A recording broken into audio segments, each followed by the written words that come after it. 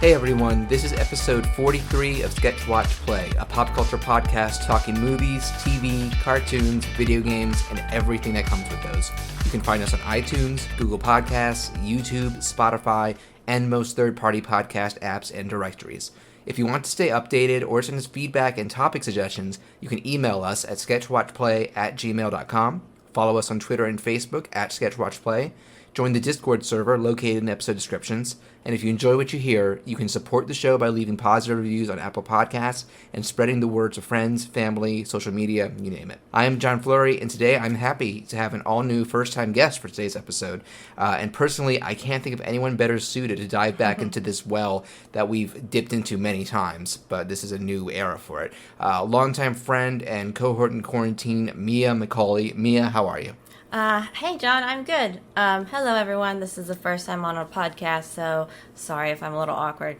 It's okay. A lot of the awkwardness gets edited out in post. Okay, good. Thanks. But yeah, so for the many of you who are like, who's Mia?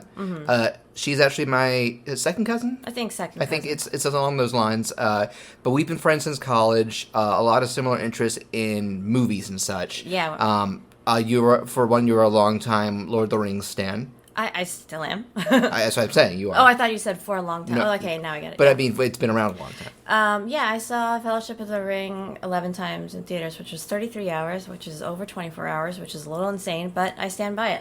Yeah, you should. That's a fantastic trilogy. But I think in recent years, we have bonded a lot over the MCU. Yeah, and it's crazy how the MCU just sort of became like more and more of a thing. It kind of, I think, we were talking about how our mutual obsession kind of snuck up on us. It totally snuck. I didn't really expect. I think maybe it was during the lead up to Infinity War where I realized like how whipped Marvel deep in yeah. you were. For me, I think it was a little earlier. I think it was a double punch because 2014 was both Winter Soldier, which is still my favorite MCU movie, and the first Guardians, which was like, how can they sell us on this? And like, oh, here you go, like this. Yeah, I was impressed, but I wasn't like, actually maybe, like, I remember when the first Avengers movie came out. That was prior, yeah. But I didn't realize how freaking excited I would get, because I was actually on holiday. I was in Paris, and I was only going to be there for 4 days, and I was like, I'm absolutely not going to watch an American movie while I'm here. And I just saw the advertisements everywhere, and I couldn't help it. It was like building. I was like, I saw it on the metro and like in McDonald's on TVs, and I was like, I have to see it. And like posters everywhere, and so I saw it. So the advertising did its job. Well, I was like, it was just building. I was like, oh my God. I was trying to put it out of my mind because I was excited, but I was like, it'll still be in theaters when I get back. And the posters just kept going like, no, come on. Yeah, they kept, like I saw all these like images. We of got Tony Disney Stark. money, we can stick around. And like other people were excited too. Like that sure. was, yeah. So it's kind of like, it was fun to see like, like French people going around like being like, oh, here's like my favorite. Like I can't speak French, but I could understand conversations like, who do you like better, like, yeah. Yeah, and then it became, are you Team Cap or Team Iron Man? Yeah, But yeah, the MCU is no stranger to this podcast. I have declared it, even if like you wouldn't see much of its movies in like my top, well, you would see them in the top 100, maybe not top 10, but it is my favorite movie franchise of all time because it has managed to generally stay very consistently like it averages to being a very good movie per entry, and it's kind of against all odds that it's still going strong, like that it kept going strong post Avengers, and now I'd say it's going strong post Endgame. That shouldn't happen in Hollywood. Actually, that should be impossible. It's funny because like I've seen other people react. I don't know, every time Marvel comes out with something and they're like, I don't know why we're surprised every time, but this was really good. Looking at how long it's been going and how many movies there have been, I'm like, I should, by all odds, by all factors, be sick of this. I should have moved on, but I haven't. No way. It's just such a fun, I don't know, like, it doesn't come out too often, at least, like, the movies, it's not like you're constantly bombarded with them. I disagree because they've ramped up the frequency, and this year, to make up for lost time, we're getting, this whole end of the year is crowded. We just got Shang-Chi, which we'll be talking about. Yeah. Black Widow wasn't that long ago, and then we're getting Eternals next month, and Far From Home in December, so... Well, But there's going to be a little more spaced out again next year. But everyone could use a little more, like, celebration after, like, the dearth of, like, last year. After COVID in general. Yeah. After 2020 in general. Yeah, and, like, movies, you didn't go to the movie theater and stuff. Not much. Yeah. I think, I think I've said that Sonic the Hedgehog was my last movie pre-COVID. I didn't even like it that much. But Black Widow was my first one back, and now Shang-Chi. And now there's other like indie stuff I want to see. I want to support smaller movies too. Yeah. I'm very curious about Lamb. Have you heard about that one? No. It's like a horror comedy where this shepherd couple in like the Netherlands, one of their ewes gives birth to a lamb with a human body, and so they adopt it. A lamb with a human body? Like it has human legs and proportions and fingers, but it has a lamb's head. Like a centaur or something? Like a No, reverse? like a human body and a lamb head. Okay. It's creepy. Why? I'm hearing good things. I mean, like, do they explain why this happened? I don't know. I'm not. The reviews have said it's best to go in blind. I wonder if it's like a perverted or the devil. Yeah. Or both. Mm-hmm. They go hand in hand. Yeah, like a Sphinx thing. We're not here to talk about Lamb, but it has been fun. Like we're kind of both in similar living conditions during COVID in terms of like not having roommates and that sort of stuff. Yeah, and we don't live that far from each other. No, not really. But it also, thank God for phones. We've had a lot of times where we just chat for I think yesterday we chatted for 2 hours. We didn't even intend to. It was to reschedule this recording, but it was just talking about Shang-Chi and the show. We've already we've done I wrote down we've done 3 viewings together of MCU movies. One was actually a second time for me. We saw Dark World, which I remember because you were a Loki fangirl, and you kind of come back around. I know, but it was hard, before Thanos, to take any Loki death scene seriously. I was like, yes, this is touching, and I was also like, is it though? Yes, he dies and comes back within that same movie. Yeah, but it did lead to Anthony Hopkins going, oh shit. Yeah, that was great.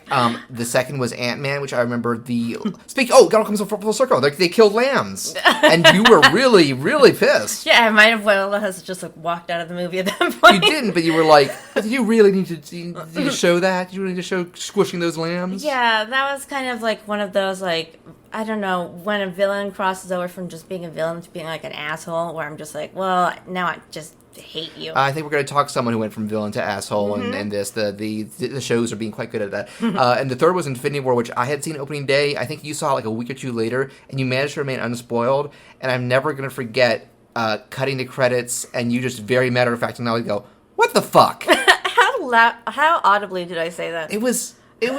You weren't yelling it, but it was pretty room. It was not it theater was not volume. Subdued. It wasn't what the But I'm fuck? sure you weren't the only one doing that at screenings. For those who went in without being spoiled. I can't believe because I forget how late I saw that. Not super late. Not super late. Not super late, but not opening night. No. And even though Mark Ruffalo was trying to spoil everyone, I happened to I was I know a lot of people are going to die. People are talking about this it's really serious. It's and I was really worried about Bucky, and I was just it's going to be tough. We're going to experience more loss than we do in a Marvel movie. But then I was just what is happening? And it's honestly, I think it's one of the iconic moments of our generation in the cinema. It's that, and then Avengers Assemble. Yeah, that. Endgame. But I mean, I felt we haven't had one of those of our own. There was the Darth Vader, I Am Your Father. Yeah. There was Psycho way before that. Yeah, we talked about Psycho and how that messed audiences up. Yeah, and there was all this people had these iconic experiences, and I feel everyone I feel was just sort of as a whole traumatized by that. Or at least or at least talking about it. Well, it was just because these movies are so fun and harmless, and that's what you kind of get. Right. They're it's harmless fun, and then all of a sudden it just really went from not even 0 to 100. It just suddenly went from being somebody who always pats you on the shoulder to this vicious gut punch. You. Yeah, like a snake. Yeah, it's me. We were 8 at the time. But so after that, we saw Endgame separately, and you've seen Ant-Man and the Wasp, but not Captain Marvel, right? I have not seen Captain Marvel. I'm trying to think if there's other. Ant-Man and the Wasp had an important credit scene. I think I saw the credit scene. Okay, yeah. Yeah, that one I haven't seen. I haven't seen Captain Marvel. I haven't seen the latest Spider-Man movie. Okay, so of the post Endgame movies, you've only seen Shang-Chi. Yeah. Yeah. So we have the other thing is the stuff we're going to talk about today. We've kind of been bonding over the past couple months and weeks, particularly the shows. Yeah, we watched them a lot together. Yeah, we're going to talk each show individually in depth, but we watched WandaVision separately. Yeah. I saw Falcon and Winter Soldier as it came out, but then rewatched it with you in 2 sessions. We split it in half. And I saw the first 2 episodes of Loki and then didn't get around to finishing it. And then I watched, again, binged it in 2 sessions. So we were kind of... I had a few things spoiled, but not Me too. a lot, not all of it. So there were still some moments that we were both very vocal about. Yeah, me too. I can't really remember... Like, I don't remember if I'm vocal, if I shout, like, what the fuck or something. You had a moment during Loki that we'll get to. Like, it made me a lot. You had several, and you had some... In Falcon and Winter Soldier? There were, like, we're going to say, there were characters that you were very heated about, with villains and stuff. I was just watching Falcon and Winter Soldier, and I was just watching it, I was wrapped up in it, and then you had this huge reaction to my reaction, and I was like, oh, was that unnormal to scream, like, you bitch at the TV? I'm not really used to people like calling people bitches at the movies and TV. And that loudly and angrily. Yeah, maybe part of it is that it was we weren't in a crowded room, so it was less. It wasn't like there were consequences for it, but like my parents aren't the type to swear at the TV. And neither is my friends and my siblings. But I feel like I do all the time, but I just don't realize it. And I was like, oh, that's something up. I do. That adds up. But yeah, so it's not just this episode is going to be like our most in-depth dive into the MCU since. I think it's episode 10 that was our initial assessment of it as a whole up to, I'm trying to remember what the latest one at that point was in like early 2017, probably Doctor Strange or Civil War and stuff like that. That's another one I haven't seen. Yes. And that was a choice. That was a choice. You boycotted it because of the Ancient One whitewashing controversy. Boycott is kind of a strong word. Avoided. I would say, like, I actively chose not to participate in it. I was I was annoyed at the not just whitewashing, but still using Asians as set dressing and like the magical minority token. They were still using that, but they were just like, don't worry, that you won't see any yellow faces. It'll just be white faces. Yeah. So I found it very insulting. In contrast to Shang-Chi, I would say. Yeah, exactly. We'll get to that in just a sec, but... but I will say, like, I've warmed up to Doctor Strange. Himself. Himself. He was great in Infinity War. Didn't we see Thor? I don't think we saw Ragnarok together. Okay. Well, I saw, like, I think that was the first time I saw him. Yeah. And I was like, all right, he was all right. He was kind of cool. And I had to get used to his American accent. Sure, because you were very familiar with Cumberbatch's existing work, like Sherlock and stuff. Yeah, but he does a better job, at least, than, I don't know what his agent name is, but Martin Freeman. Like, every time he's on screen, I'm just giggling. You know, it's funny. I was not, like, critiquing Martin Freeman's American accent, but I was so thrown off by it. But it's silly. He was someone I was very familiar with, and it was very trippy to hear him. He was American. like Wakanda shepherds textiles. I was like, okay, dude. Shepherds, Wakanda. I was just like, he was saying everything condescending. Oh, Black Panther. Don't bring me in here anymore. All right. That's deep cut. What happened to that guy? Is he still in the MCU? Oh, Martin Freeman's character? Yeah. Yeah, I think he's confirmed he's going to be in Wakanda forever. Oh, okay. Because I think some of the cast members have been like, they can't get divulge details, but they've gone into like, the process of doing it without Boseman and stuff like that, which is it must be so surreal. Yeah. I've actually read that Ryan Coogler, the writer-director, he has publicly said like, this is the hardest thing of my professional career I've ever had to do. No, I think because it was hard, so unplanned. And there's so much. I'm sure there's still so much grief for them because they all bonded. Yeah, no, and I mean it was hard on like the fans, but it was hard on everyone. But but like we didn't even know the guy. Imagine that you became friends with him and stuff, and then all of a sudden, because I don't know if they knew that because he kept it very secret. The cancer. Yeah, I think only like his family knew. I think I saw like Michael B. Jordan tweeting on the day. Yeah. Oh, did I tell you how my initial process of not even grieving, but like finding out, because I load up on my new movie news sites on the day, and I just saw the headline was people paying like Marvel staff paying tribute to Chadwick Boseman, and I went, oh, what did he do? What awesome thing did he do? I clicked it and I did a double take. Huh? I opened Tumblr and I was seeing pictures of him everywhere, and I was like, what did he do? And I was what did they announce? I was like, what's going on? Because, like, usually if I open Tumblr and a celebrity's everywhere, I get suspicious. I'm like, oh my god, did they die? But you didn't go to death in this point. I didn't really. I was just like, is it his birthday? And then I saw it. Did a little digging. And it just it was just, you just sat with it for a long time. Yeah, I had to process that. I was like, that wasn't even, I don't know if I call it shock. I think it was like, does not compute. Like, no, he was fine. He was fine. He's 43. He was a tip-top condition. What the hell? I know, and he was like, it's, like super buff, and I was just like, but like, I was like, I don't know, like, this is very selfish from a fan perspective. He was here a minute ago. I know. It was just like, I watched him on SNL, on Black Jeopardy. And it was surreal because he had stuff come out posthumously. Both, I've heard he's great in Ma Rainey's Black Bottom. That's the one where everybody wanted him to get an Oscar, and then Anthony Hopkins got it, and everybody went, what the fuck? Oh, no. And I've seen a little bit of What If, that he, that's his actual last performance as T'Challa, and that was, I think I told you, like, when I saw that episode of him being Star-Lord, and it ended and did a little tribute, I think that's when I finally teared up a bit. So it was him like, this is it.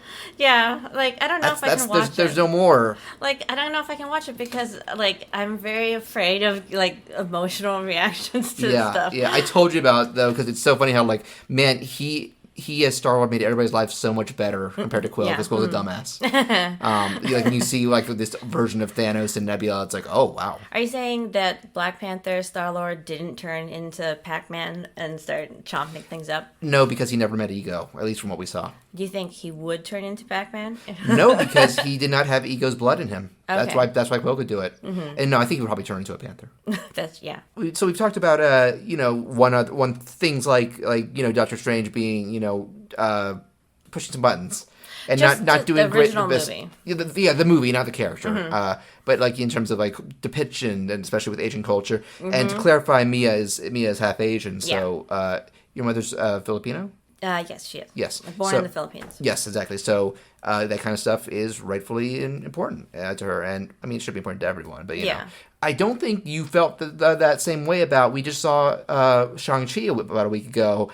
And our post-screening, I haven't seen you so, like, hyped in a good while. I thought I could change my name. Start a new life. Never escape his shadow. Yeah, I remember, you coming out of the theater thing, because I was waiting in the lobby, and you were like, wow, you really liked that movie, didn't you? And I was like, why? What's giving off that vibe? Yes. I don't know. Maybe I was just, running around in a circle. To be fair, I enjoyed it too, but, standard MCU level. But this was, you were saying, I feel seen. This is my Black Panther. Oh, that's true. I did feel seen. It actually had an effect on me where it really elevated my mood. And, nice.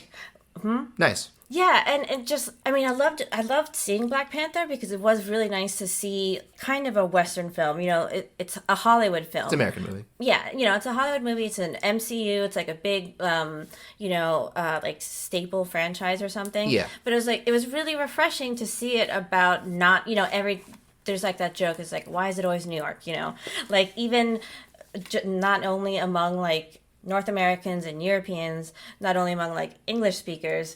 I think I saw the Avengers in Paris, and my French friend turned to me and he's like, why is it always New York? Why is it always Americans? And he was like, we get really bored of this. So I saw Black Panther and it was really refreshing. But this one, there were so many things in it that I just I was like, oh my God, this is my life and I love it. And you had to get home. So it was kind of late. Yeah, it was late. But I actually had too much energy to go home. You asked, can we sit outside and I just talk to you about this movie? I was like, yeah, sure. And then even after we said bye, I was like, should I go home? And I was like, no, I'm feeling too wired. And I went back to the courtyard. Right. And I think I was just on my phone looking up stuff about Shang-Chi. But passerbys would start talking to me, especially if I would play with their dog. And they'd be like, so how's your night? And I was like, I saw Shang-Chi. And they were like, okay, cool. Yeah, and I was just I was talking to one guy, I was like, it's the Asian Black Panther, I can't believe it. And he's just like, oh, maybe I should see it. You sound really excited. Yeah, now let me ask, did you have any familiarity with the character before this movie? No. I don't think I had even heard of him before they announced the movie. He's a deep cut. Yeah. I don't know anything about his comics. I don't know if he's related to the whole Mandarin thing. I don't know that much about what the character of the Mandarin is. I think I did a little research because I'm not an expert on the comics. Mm-hmm. He was conceived in the early 70s due to America having a big interest in martial arts at the time. I was going to say, because Kung Fu's Kung awesome. Fu, Bruce Lee. Yeah. Like that era. And I'm glad they didn't Iron Fist it. Like. Oh, in this case, yes. Yes. Yeah, no. Poor Iron Fist.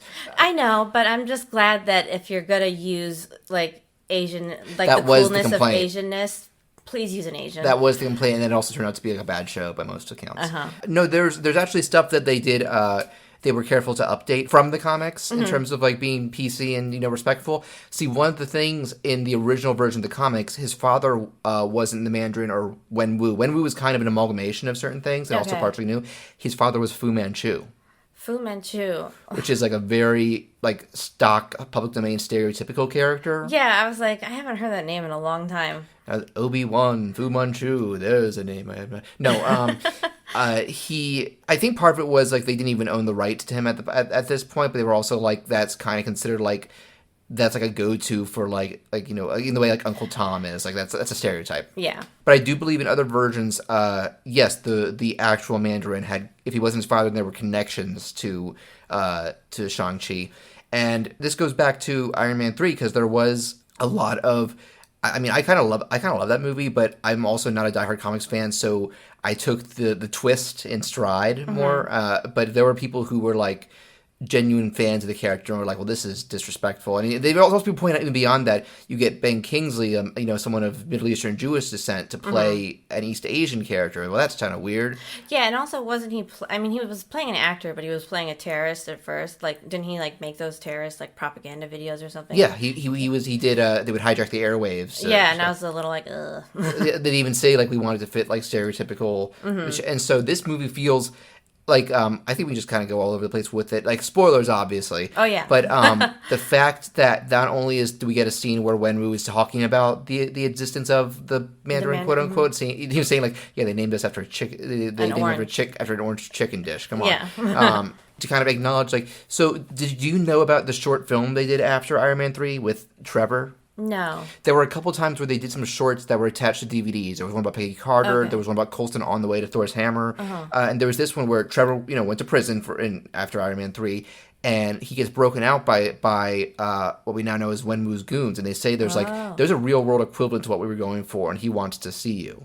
And it's established in this they were going to kill him, but they were so amused by he kind of became like a jester. Yeah, and then he became like important to the plot because he spoke to Morris. Morris, yeah. Yeah. Which I don't know why he could speak to Morris. I kind of forgot about that. Like if they explain it, or if it's just they because he's don't, weird. but maybe they just spent enough time together that maybe they're on the same like brain wavelength. The same psychedelic hippie. Because Trevor was pretty drugged up, but when the idea is that he was kind of down on his luck and a drug addict, and that's what they got him this gig. But I think the idea is that he's kind of sober at this point. He's just a naturally weird guy. Well, yeah, as we find out with his like past and why he got into acting. Oh my god, we've been quoting the Planet of the Apes speech. Like he never realized those were people in suits. Like, those were monkeys. They trained to act. Yeah, then he's like, I didn't realize the monkeys were acting like they were writing the voices.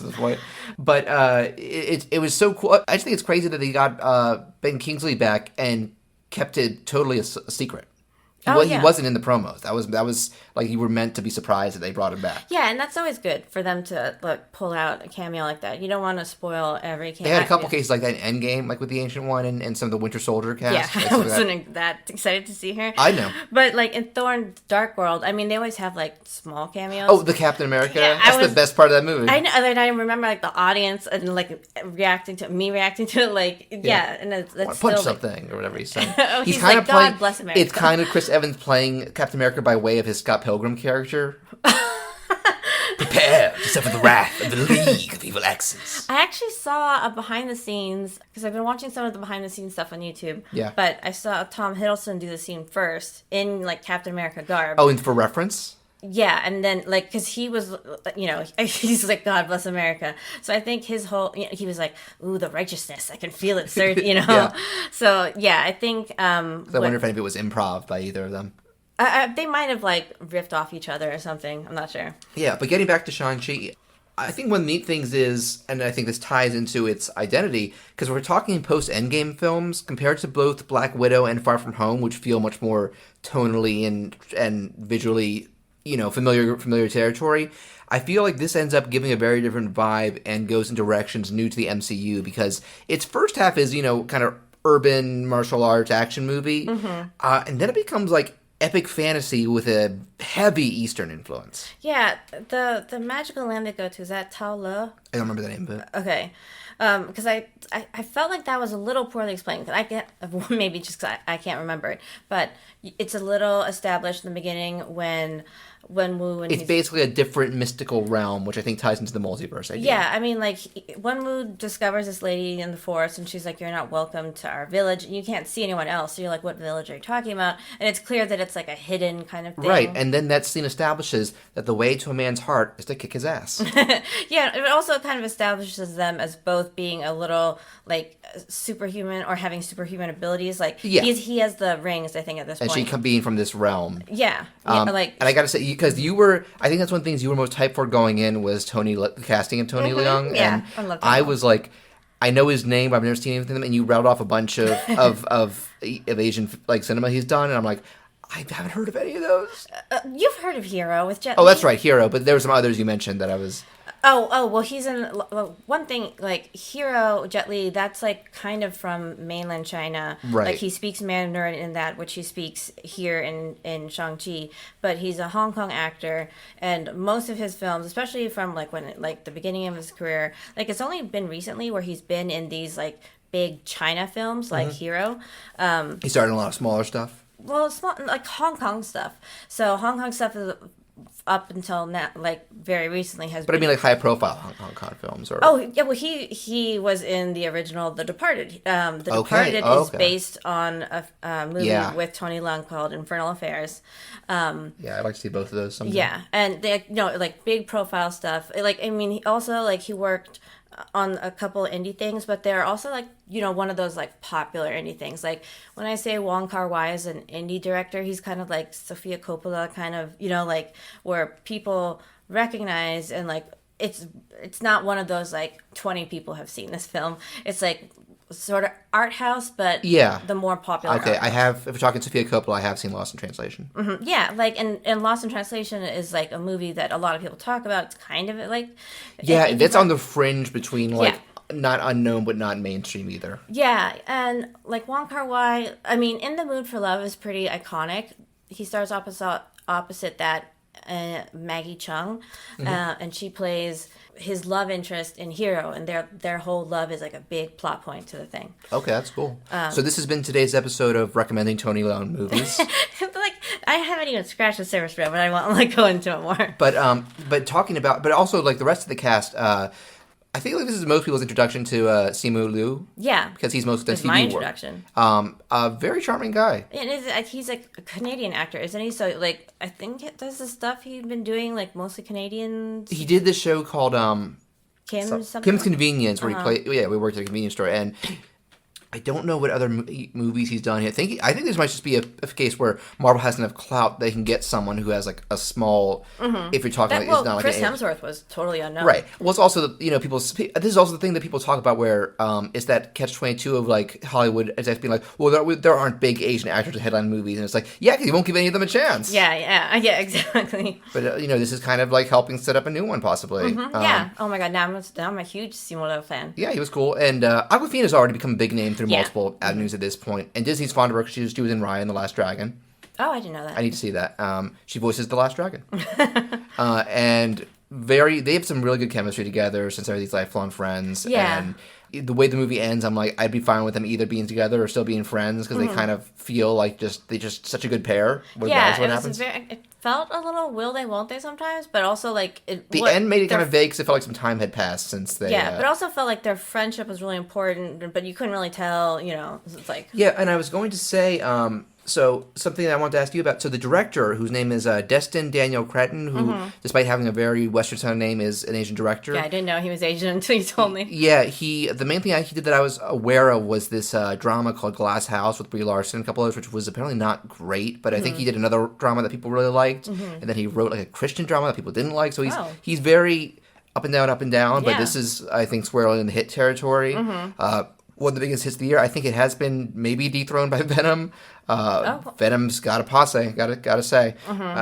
But he talked about Shang-Chi and Katie, Awkwafina's characters, in terms of like the setup they have, they're both valets, and like their families are kind of, or her family's kind of urging them, like, like find a calling, why aren't you married, and that sort of stuff. Oh yeah. He talked about because I think he might have been involved in the writing part, or at least he contributed to it. He said he made it a relatable struggle for a lot of Asian Americans due to their own expectations as well as those of their parents and society. Yeah, well, like one of the reasons why I was like so excited when I saw this, like it's not.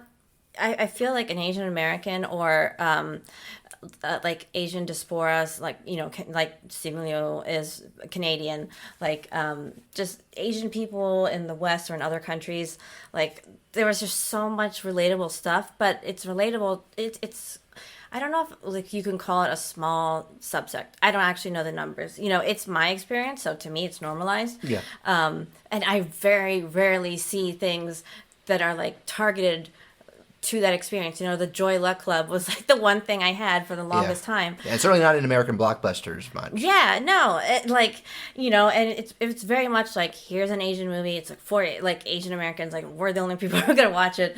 I don't know, basically that.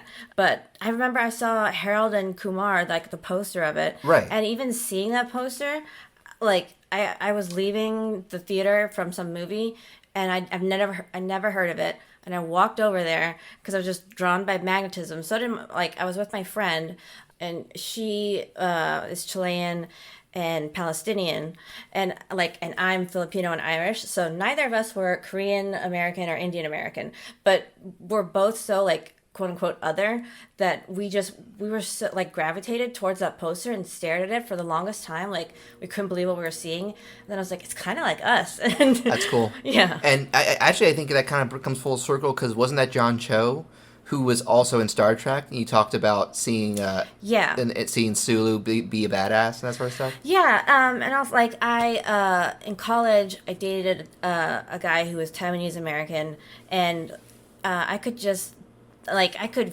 feel his discomfort when we would be watching TV or movies, if they're going to pull off a it's an Asian guy, he's an idiot kind of joke, or it's like in 80s comedies and stuff. Definitely like in 80s comedies, or just like he's dorky, because he thinks the girl will like him, or like instead of just him being a person. Exactly. And like a regular person, a heroic person, and the theater was what's his name? John Cho? Kirk. Chris Pine. Well, yeah, Kirk and like all of them, they're going to do some random little mission, and you're still getting introduced to Sulu, and he asks like, "What's your fighting ability?" And he says fencing, and the whole audience like laughed, and I could feel the guy I was dating at the time. I could feel him sort of cringe a little, and then I could feel like I could actually just feel his like exhale of relief, and when he actually fought. Yeah, when he like pulled out his sword and it was a badass, and he ends up saving Kirk, I think. Yeah, I mean, I kind of would give a little credit to that, because I think especially in the 60s, because they still had that multicultural cast. No, yeah, Star Trek is a big like exception to the rule in terms of like representation in media. They had a black captain in the 90s. I mean, keep going, and I think now the latest one is a black female captain.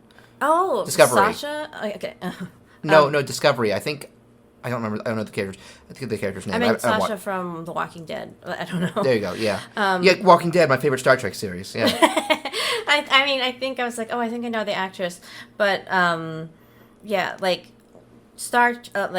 people always, when they talk about minority representation in Western media, they always bring up Star Trek. They're like, and that's like the one. Like here's a good example. Yeah, it's like kind of the exception to the rule. I think even Whoopi Goldberg said that like when she saw what's her name? What's the black like officer's name? The woman on Discovery or Uhura. Uhura, yeah. I thought you were talking later Star Trek. About like Uhura. That was a big deal. Mm-hmm. Whoopi Goldberg saw Uhura and she like ran to her mom and she was like, Mom, there's a black lady on TV and she's not a maid. That's cool. Like those things like matter to people. Like yeah, of course. Yeah, I remember when I saw Rufio. You told me about Rufio. Yeah, and I must have been like super young, like, and I didn't understand why. But straight up Filipino. Well, yeah, and I was just like, the only time I'd seen Asian people before were if they were like that 80s, like, whatever his name is, that romantic comedy guy who does like 16 Candles or whatever. The Donga or whatever. Yeah, you know, if it was like that awful stereotype, or if it was like Viet Cong and it was like just like the enemies. Yeah, these nameless enemies, like, who you're supposed to hate. And I didn't even know what was going on, but me and my brother, we were watching it together, and we were just like, we stopped and we looked at it, and it was such a weird feeling to see somebody like that, and to see him be cool, and now you get it on an even bigger scale, like yeah. like it's the central focus, not even like a side character. It's like most of the cast. Yeah, and it's part of the MCU, which is like, it's the MCU, man. You got a big spotlight on that, yeah. Yeah, and it's not just like, oh, here's like a random indie movie, like it's nope. It's one of the biggest movies of the year. Something we're so invested in, you know. Yeah, and it's no, I'd say one factor is the Disney Plus thing, but it like radically outperformed Black Widow. Okay. Black Widow was actually seen like box office as a bit of disappointment. I think that's might be because a lot of people went for Disney Plus. But I think Disney made the call, like the rest of the MCU movies this year, initially theater only, and I think that and good reviews. It reviewed better than Black Widow too. Yeah, I haven't seen Black Widow. Black Widow's good. We talked about it in our past episode. I would say I would have to watch those two back to back to see where I rank them. I liked Far From Home, but not as much as Homecoming. It's probably my least favorite of the post Endgame films, but still good. And we'll see where Eternals and No Way Home. I think we both saw the Eternals trailer for the first time in front of this movie. We were like, whoa. I was like, I think you were like, oh, this is Eternals, and I was like, this is. It like starts Marvel? Out with just these two people talking in a shack in this wide open thing. It does not look feels Marvel. Like an indie movie. It didn't look Marvel at all. But then Angelina Jolie and Kumail and Rob Stark, Richard Madden, Richard Madden, and Jon Snow, Kit Harington. Yes, both of them, and Brian Tyree Henry, my favorite bit. I know a lot of people know Atlanta. I'm like, oh, the dad in Spider-Verse. So he's got Marvel territory. But that movie looks super interesting. And like No Way Home, it's just me with like geeking out over like for someone with like such strong nostalgia for the Tobey Maguire trilogy, like seeing that we'll be getting some of the villains back, and let's face it, we're probably going to get those other Spider-Men back. Yeah, I don't know. Very curious. I don't know. I hope it's not a Mephisto thing where we're all hoping it's going to happen and then it doesn't. This would hurt way more than Mephisto. Who gives a shit about Mephisto? Well, we'll get to Mephisto. Okay, we'll get to how Marvel has hurt us. No, Marvel has hurt me with their boner. Yeah, that's the what I most do not forgive them for. I mean, I have a Marvel boner, but then they hurt me with their own boner. Like that's like I have this sense of humor of a 12-year-old. Like if I have a relationship with Marvel, it's been like I'm like, I can't believe this relationship has been like so amazing. And now it's like that was the one like. Well, sometimes they hurt me a little bit, but it's okay. Yeah, it's no, okay. that was just like they can't do that too much. Like Lost started to do that, and that's why Lost Game of Thrones. No, okay, Game of Thrones didn't actually. It was a whole season. I mean, no, like I stopped watching Game of Thrones, but what Game of Thrones did was disappointing. But like. When I'm talking about Lost, Lost pulled a lot of tricks on the fans where they're like, this thing is going to be important. And then it wasn't, and they're like, no, we just wanted you to watch the next episode. And after like them doing that like 14 times, the fandom started to feel a little less, the relationship wasn't as new, it was tainted a little. Yeah, but I will say, let's bring things back. Yeah, okay. Because we still have some stuff to say about Shang-Chi. I actually thought that I wouldn't say that. So Wenwu, the Tony Leung father, I wouldn't say he was one of my favorite Marvel villains, but I would say he's one of the most nuanced. Yeah, I mean that's not hard to do. I know, but it's so nice when you gotta acknowledge when they do it. Yeah, but because they build him up as a monster. And he's certainly still doing bad things, but, like, you realize, like, man, he came close to pulling himself together. If his wife hadn't been assassinated, he could have been a good dad and a good guy, but it broke him. Was his wife assassinated because he went back to his bad ways? No, it was because of stuff he did before. Stuff he did long ago, this, crime syndicate. Okay. And... because he's been doing stuff for centuries. He was an ageless pretty much, and so it kind of makes sense that like even if he's stopped doing it for a while, there are going to be lingering consequences. I know, but that's really unfair. That's like you have to pay for your crimes, but not your wife. Well, he's not home, so I'll pay for it. like, damn it. lazy. And I will say, because we talked about you having audible reactions when Shang-Chi talks about, like, yeah, I did do that hit and I did kill that mob boss. You were like, it's okay. He sucked. It is okay. He deserved it. I mean, Tony Stark tried to do the same thing to the guy who killed his mom, and that guy wasn't even doing it of his own, like, volition. Yeah. You know, it wasn't his fault. And people, like, Civil War, there was people on Team Cap, Team Iron Man, but people aren't like, Tony Stark's a bad guy. I was like, Shang-Chi, why aren't you like, he was like beating himself over, like, I'm a killer, I'm a bad person. I was like, please, you killed the guy who killed your mom. Your mom didn't deserve to die. I don't think it was about this guy didn't deserve consequences. I think it was more about Shang-Chi didn't want to be a killer. But it was fine, dude. See, this is why I can't take the serum. We'll get to that. No, but I'm just like, why are you being so overdramatic? Just like, dude, it's fine. Kill the guy. Well, he did. Yeah. And then he took it like. But it ties into he also didn't want to kill his father. Well, that's different. Like, that's a whole different thing. There's blood on his dad's hand, but I guess there was more of a connection to them. Yeah, I mean, you can't just kill your, like, Luke didn't try to. True. Luke could have killed Vader, but he didn't. Yeah, exactly. And I was while we were watching it, I was like, I was kind of going back and forth. I was like, oh, he's going to have to kill his father. And then when he was like, I have to kill my father, I was like, oh, no, he's going to have to realize he can't. And then when they were fighting, I was like, well, he can't kill his father because if he does, he will be disowned by every Asian. Dishonor. Like, no, they'll just be like, I don't know. Sorry. Oh, yeah, your alarm that always goes off, you talked about. Yeah, that's in Mandarin, my phone announces the hour. I love the fact that you were saying, like, how like so much of this movie is subtitled Mandarin. I loved that. And you were saying how it was fun for you to understand it, but you said, like, there were a lot of times where the subtitles, like, embellish things. Yeah, like, okay.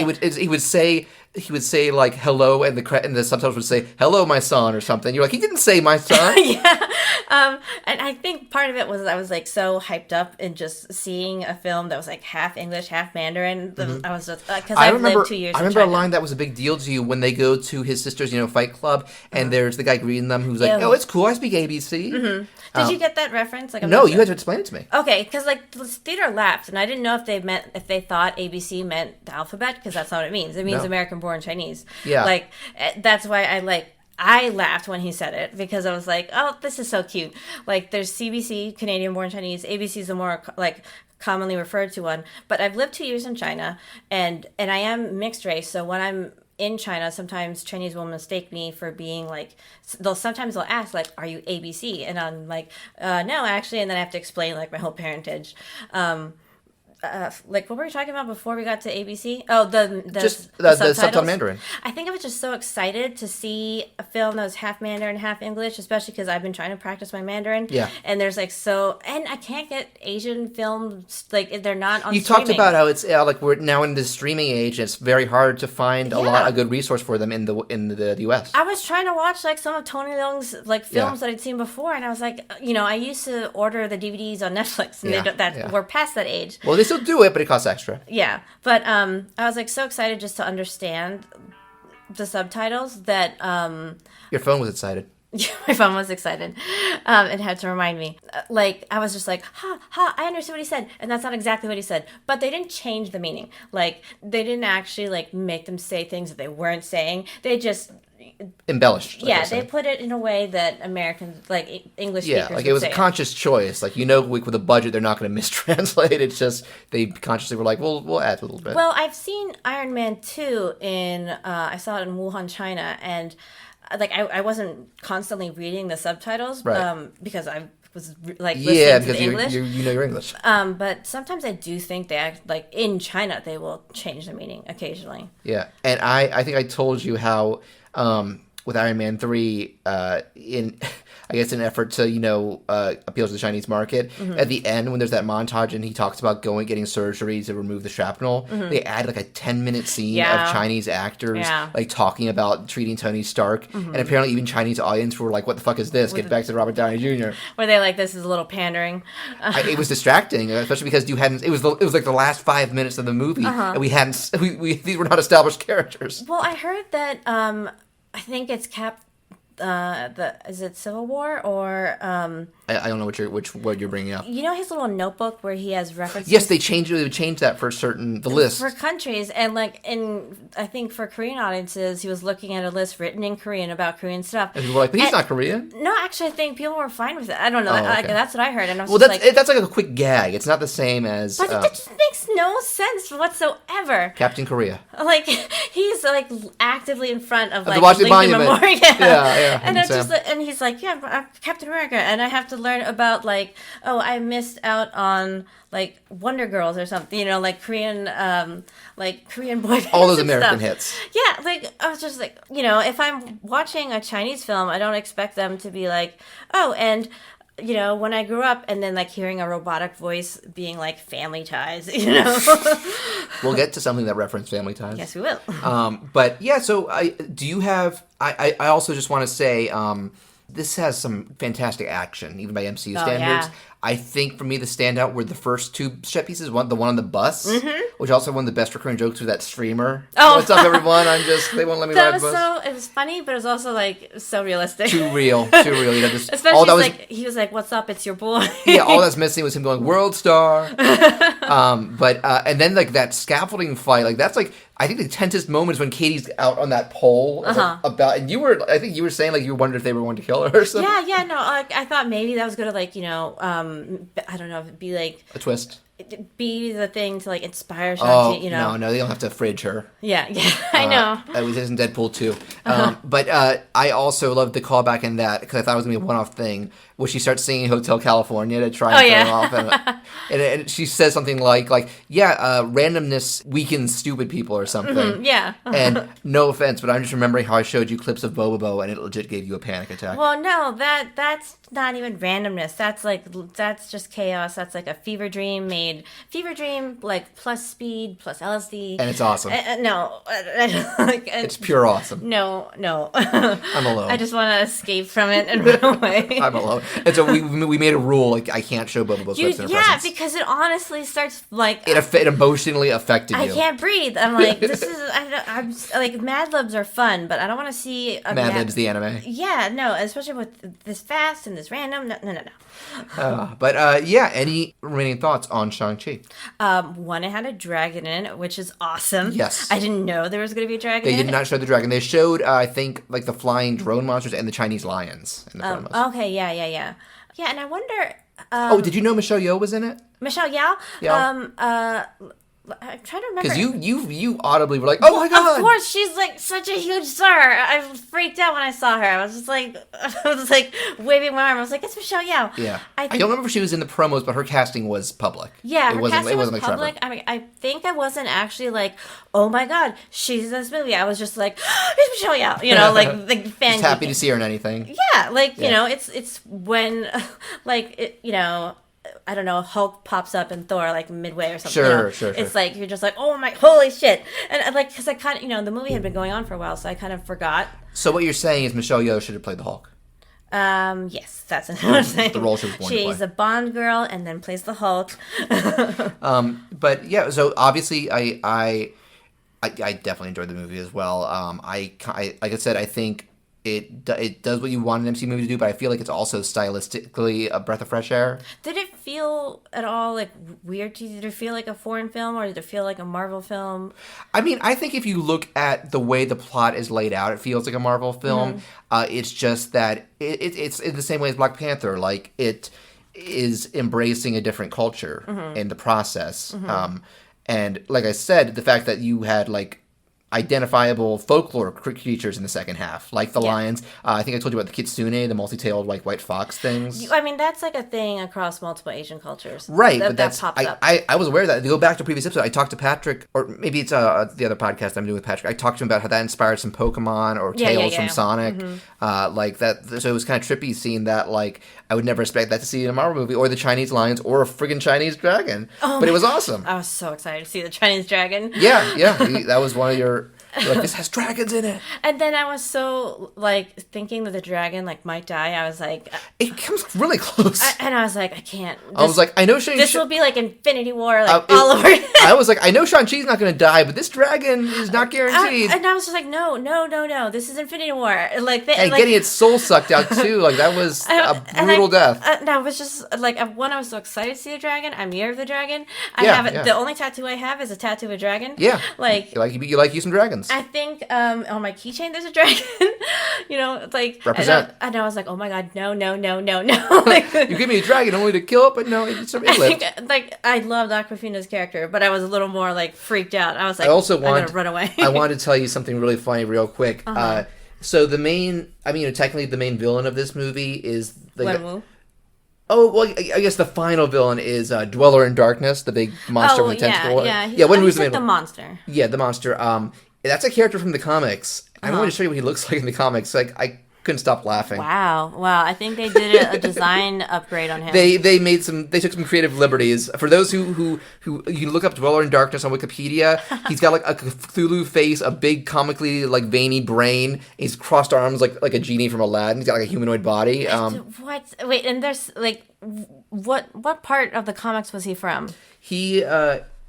That's strange. Okay, I was like, was he a part of Shang-Chi? Because there's nothing Chinese about. It says allegedly inspired by Cthulhu. He's the son of Cthulhu in the comics. Okay, yeah, because his design is totally different. Yes, I'm seeing here that it's describing the movie version more wyvern-like appearance, is depicted as a soul-consuming demon, rather than some sort of.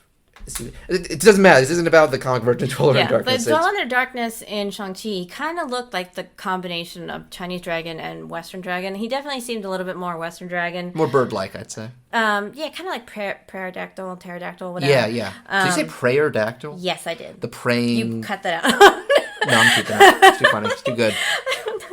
I'm going to Google it and use an image result as a thumbnail. Oh, no. Prayer-dactyl. That's how it's spelled, kind of. No, there's no T in prayer. Yeah.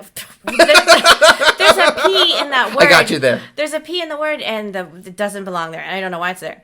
So we both recommend Shang-Chi. Yeah, if you because you're saying you want to see it again and you're having trouble finding it at local theaters in the coming weeks. Well, it's not going to be. I'm going to Chicago soon, and it's not going to be one. It's not going to be there when you go. It's going to be like a few theaters, but they're really far from where I'm staying. And sorry, my phone got excited again. They're really far from where I'm staying. Chicago. And they're also like really, like maybe 2 showings or 1 showing. But I'm going to try to see it tomorrow because I think it will come out on streaming not that It's coming out in early November. It's very that's soon. exciting. But I do want to see it again because I enjoyed it so much. The last act is a good thing to see on the big screen because it's huge. It's like the biggest scope of a post-Endgame movie. And I think there's actually so much going on that I couldn't appreciate all of it. I was just like, because sometimes I was like, Tony Leung, Michelle Yeoh. And Dragon. I was like, who's this character? Yeah. But yeah, so we both recommend this. And now I think let's move on to, that's not even our main topic. Mm-hmm. Wait, sorry, can I cut you off for a second? Yes. I just want to say, I did for the whole Asian, I definitely think this film represents the Asian diaspora experience more than like the Asian experience. Since Shang-Chi is mostly American, as related and Awkwafina is like, She and her family are American. And and them going back, like them going to China, like the whole like ABC thing, and everyone speaking to Awkwafina in Chinese and her replying in English, like that's something like I've seen a lot of my friends do. And also, like, the nagging that goes on in the first act. With her family? Yeah, there's even an actress from Joy Luck Club. Right, the grandmother you were saying. Yeah, I got excited. I was like, it's Lindo. But, like, I want to say it sort of represents that more than the Asian experience. And Benedict Wong, who plays Wong, like I saw a quote from him where he's like, "Yeah, it was lonely being the only Asian in the MCU, but now we have Asians assemble." And I was like, "Totally, yes, Benedict Wong, I am so on board." I mean, he's good at singing Hotel California as well. That's true. It's time. Wanda, welcome home.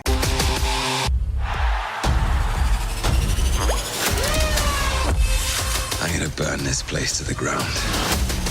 So the start of the pandemic led to the first year in ages since the MCU started where, like, we didn't have new material. Like, they had stuff ready to go, like Black Widow. Yeah. But we couldn't go to the theater and cheer. you could, you just shouldn't back that. Well, I think, I hope they shut the theaters down. I think it varied on theater to theater. I know for some theaters you could rent them out privately, but,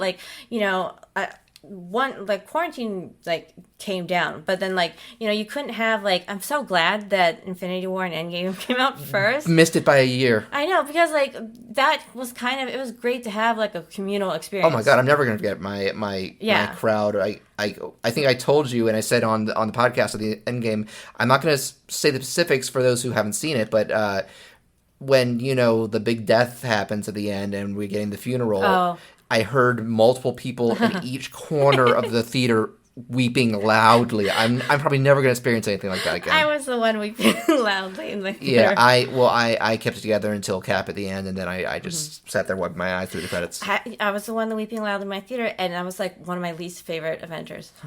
It's amazing what they can do.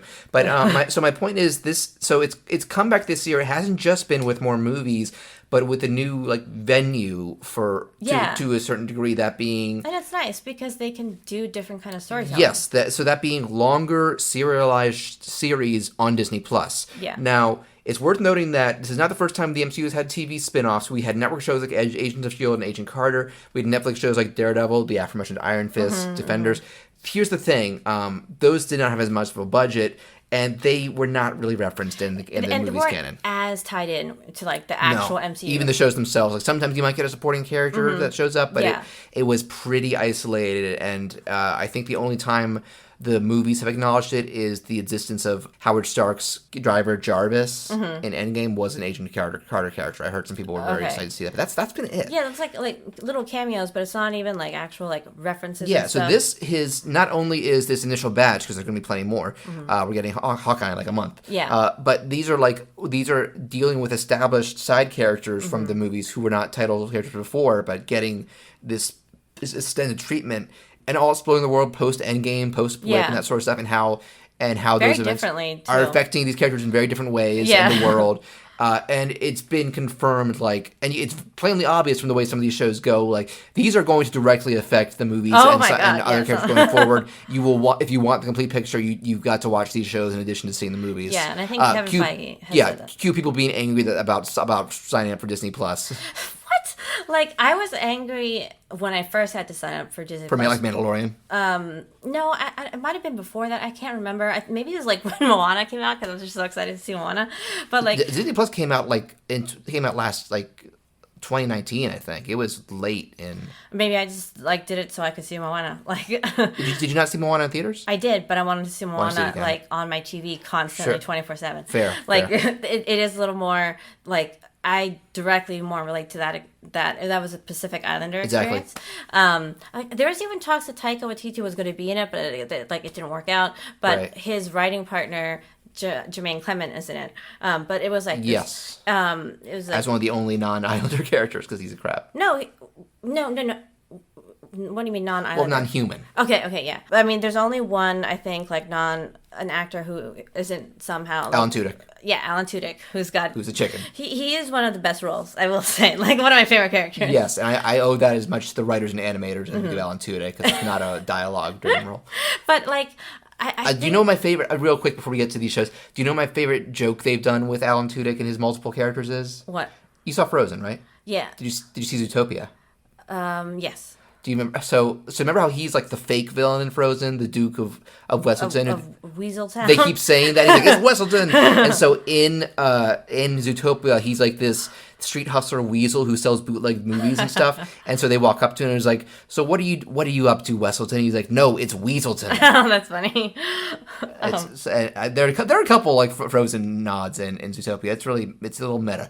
But so these shows, they've already confirmed a couple things with WandaVision. Wanda's going to be a key character in Doctor Strange 2. Oh, yeah. And so I think what she's gone through and where we leave her at the end of the show is going to affect that. Captain America 4 is happening at some point, clearly with Sam. And Kang, who we didn't quite see in Loki, but we kind of did, yeah. and he was alluded to, is going to be the villain in Ant-Man 3. So it's or Phase 4. I think we're in Phase 4. Well, I mean, like, I don't mean just Oh, for the main Ant-Man 3. villain of Phase 4. Who knows? He's going to be the next Thanos, I think. Who knows? I feel like we gotta wait a bit to see who the next Thanos is. No, he's the next Thanos, dude. That's what I think. I wouldn't bet money on it, but I don't know. I think we're going to be very soon, the next year or two, getting an idea with more movies of the extent of their impact. But like, however heavy it is, it's like, rest assured, it's going to be more than the existing shows we can see. And these shows feel more like movies. They may be longer form, but like the budget on them is huge. Yeah, like especially like WandaVision for like I feel like the budget went up with each show because WandaVision had a lot where it was just these smaller sitcoms. Well, like for the beginning of WandaVision, I was like this is interesting because this is storytelling you couldn't do in a movie. But then, like, you do get not to give as much time to it. Well, you couldn't just do these episodics. Like they actually like they visited the whole like what it was like to watch a show in the 50s and the 60s and the 70s, and like you couldn't really do that in a movie unless you wanted to super bore. We'll get to how I just want to say, so yeah, Hawkeye is out before the end of the year. That was the one I was least excited about, but seeing that it's this Christmas urban setting, okay, you're shaking your head. I'm all in. I would be more excited if it was not a Christmas thing. Like MCU. What do you got against Christmas? MCU is not Christmas. Like Iron Man 3 was Christmas. I don't need to see I don't want a Loki doll with a Christmas hat on it. Like, you don't like Christmas? I like Christmas. It's not Marvel related. Like, it happens in the MCU, therefore it's Marvel related. No. That's like, then everything is like, yeah, okay, yeah. So I want to say that for those who haven't been keeping tabs on these shows, there are going to be more that revolve around supporting characters from the movies. There's going to be one called Armor Wars, which will be about Rhodey. Okay. But the thing they're going to start doing that I'm really excited for is that we will be getting completely new characters in some of these shows. So I believe the 3 that have been announced, and I think at least one of them is finished filming, Miss Marvel. Okay. Moon Knight, Oscar Isaac. Oh, Moon Knight. Oscar Isaac? You didn't know that? No. Yeah. And She-Hulk. Okay. And they have said, like, these characters will be appearing in the movies as well. In fact, we're already seeing the seeds for Captain Marvel 2, because it's not going to be Captain Marvel 2, it's going to be the Marvels. And it's going to be Captain Marvel, Monica Rambeau. Photon? Whatever she ends up being. Yeah. She's had a couple names. And Miss Marvel.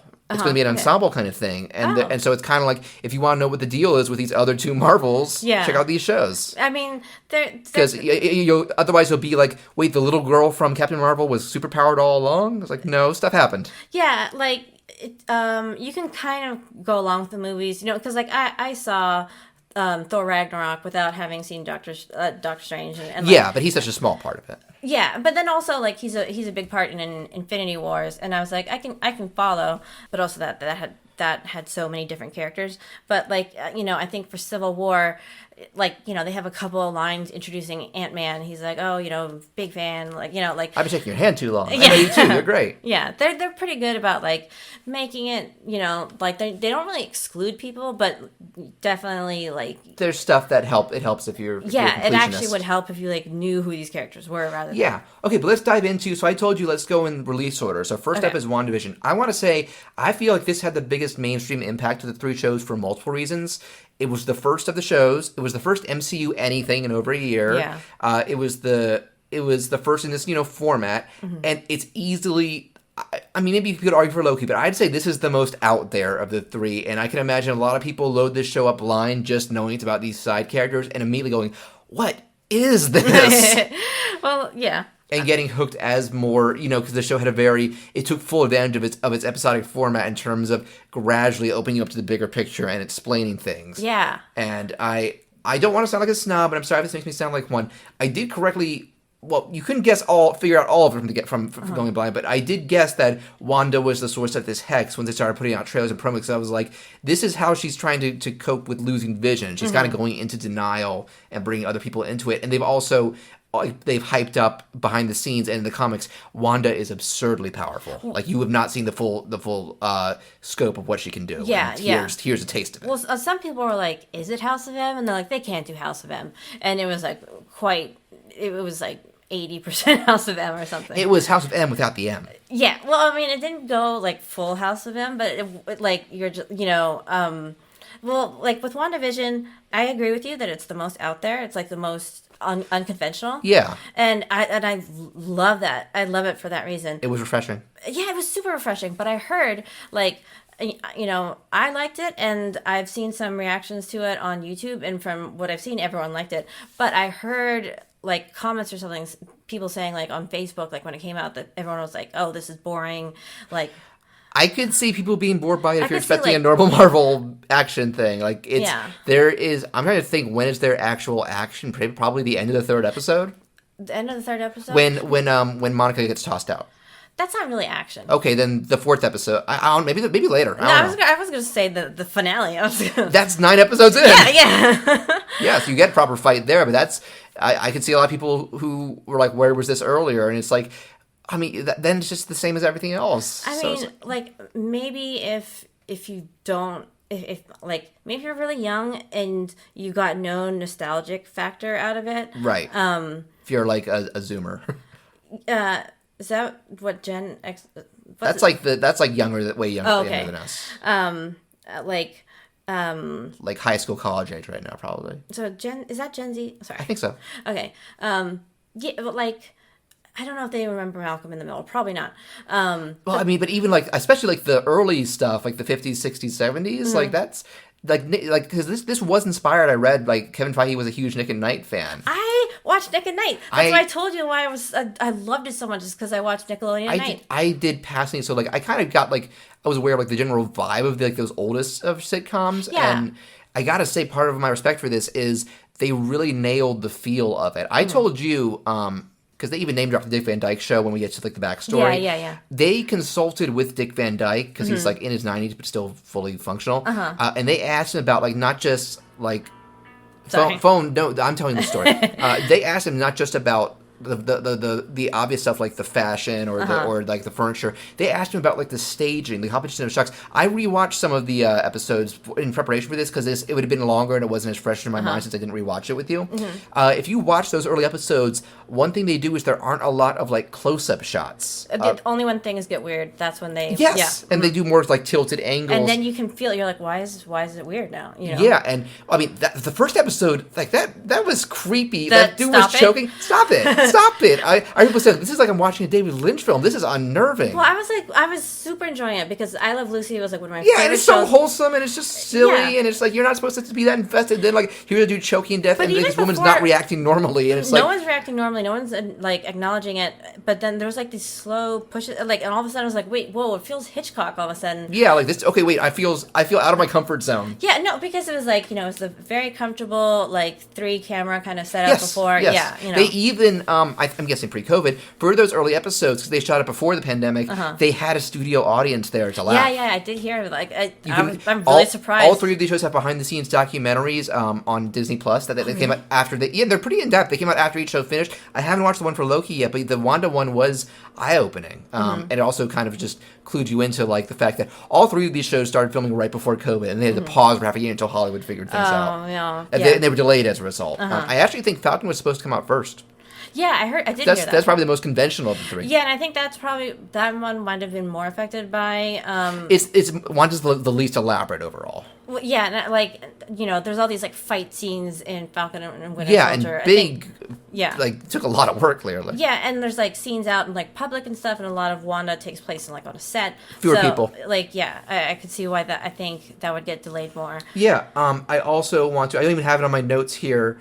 But we got to give props to Catherine Hahn. Oh my gosh, she's the best. Okay, you know what? Let's get to it. Let's talk villains because you have been very vocal in your fuck Hayward position. Oh well, screw him. You know. No, fuck Hayward. No, like I'm not trying to like mitigate it. I'm just like, who isn't? Like, is there anyone who isn't? But like he really got under your skin. Well, he's the worst. They're like, who is there anyone out there? Oh, actually, you know what? I heard one reviewer who was like, if you think about it, Hayward didn't do anything wrong, and that could send me ranting for like 40 minutes. Get viewing Wanda as a threat because ultimately she was, but he was so hostile he did so many things wrong. He did entrapment, he did framing, he broke the Sokovia Accords, he hid he evidence. shot at children.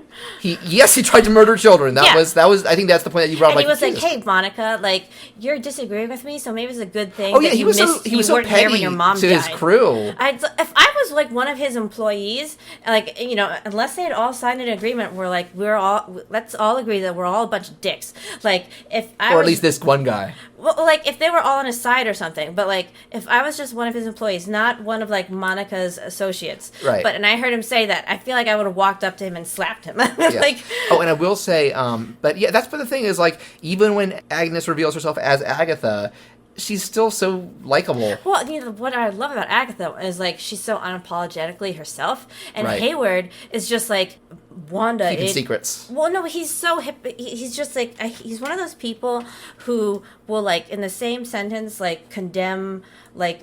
You know, they'll condemn an action and they'll be doing that action in the same thing. Yeah, I noticed can't stand a part in the fourth episode, when he's lying to them that Wanda stole Vision's corpse, and Jimmy's like, Vision didn't want to be used as a weapon, and that is exactly what Hayward's ultimate goal is. Yeah, and also like you know, he's like, well, necromancy. He said like Vision doesn't belong to you. What? But Vision belongs to me. Yeah, this Vision. I don't think there's any time where the states owned Vision. Like. I mean, that is very U.S. government, though. Ours. Oh, God. But he was also the worst. And he's like, Wanda, in her grief, like, ignored the Sokovian Accords and blah, blah. And I'm just like, you're not even in grief. You have no excuse. Yeah. Like, you just, as an asshole, dissected in your grief, this guy. And like, this, and, you know, and he was, like, yelling at Monica when Monica was like, I don't believe this is a premeditated act of aggression. His whole thing was a premeditated act of, like, complete assholery. Oh, you know what? You know what he needs? He needs the Loki, like, hell room, basically, where he just I think we said this, like, I want him to get kicked in the nuts, by like, Wanda. twice a minute. Yeah, like, twice a minute for forever. I also thought it was, if you're talking about like the cast, I think it's neat how I think you could watch this show without knowing who Jimmy, Darcy, and Monica were, but it helps. And actually, did you notice how Jimmy introduces himself? He does the card trick. He actually taught himself. I know. It's like, I'm like, good.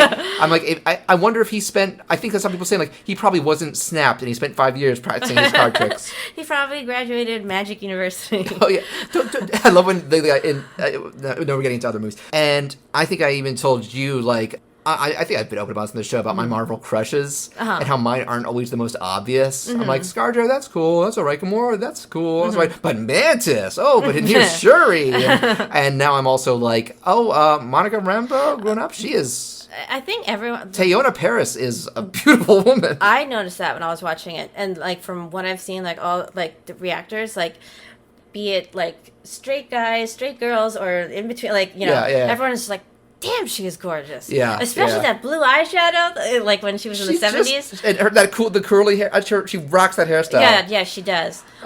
She even rocks the 70s afro.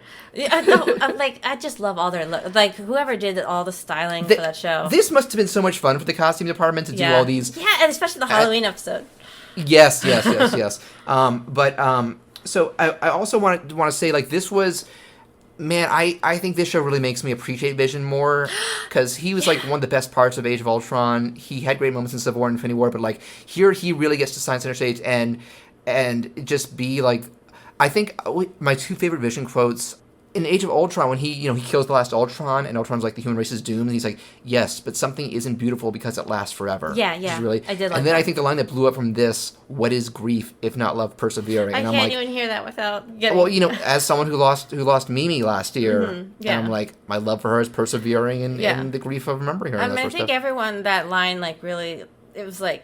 Ow, that kind of hurt, and that was profound, and I'm falling in love with Vision. He's a handsome robot man. Well, when he said that, I was like, I understand, like, because at first I was like, this is so random. I know it's from the comics, but it just feels so random.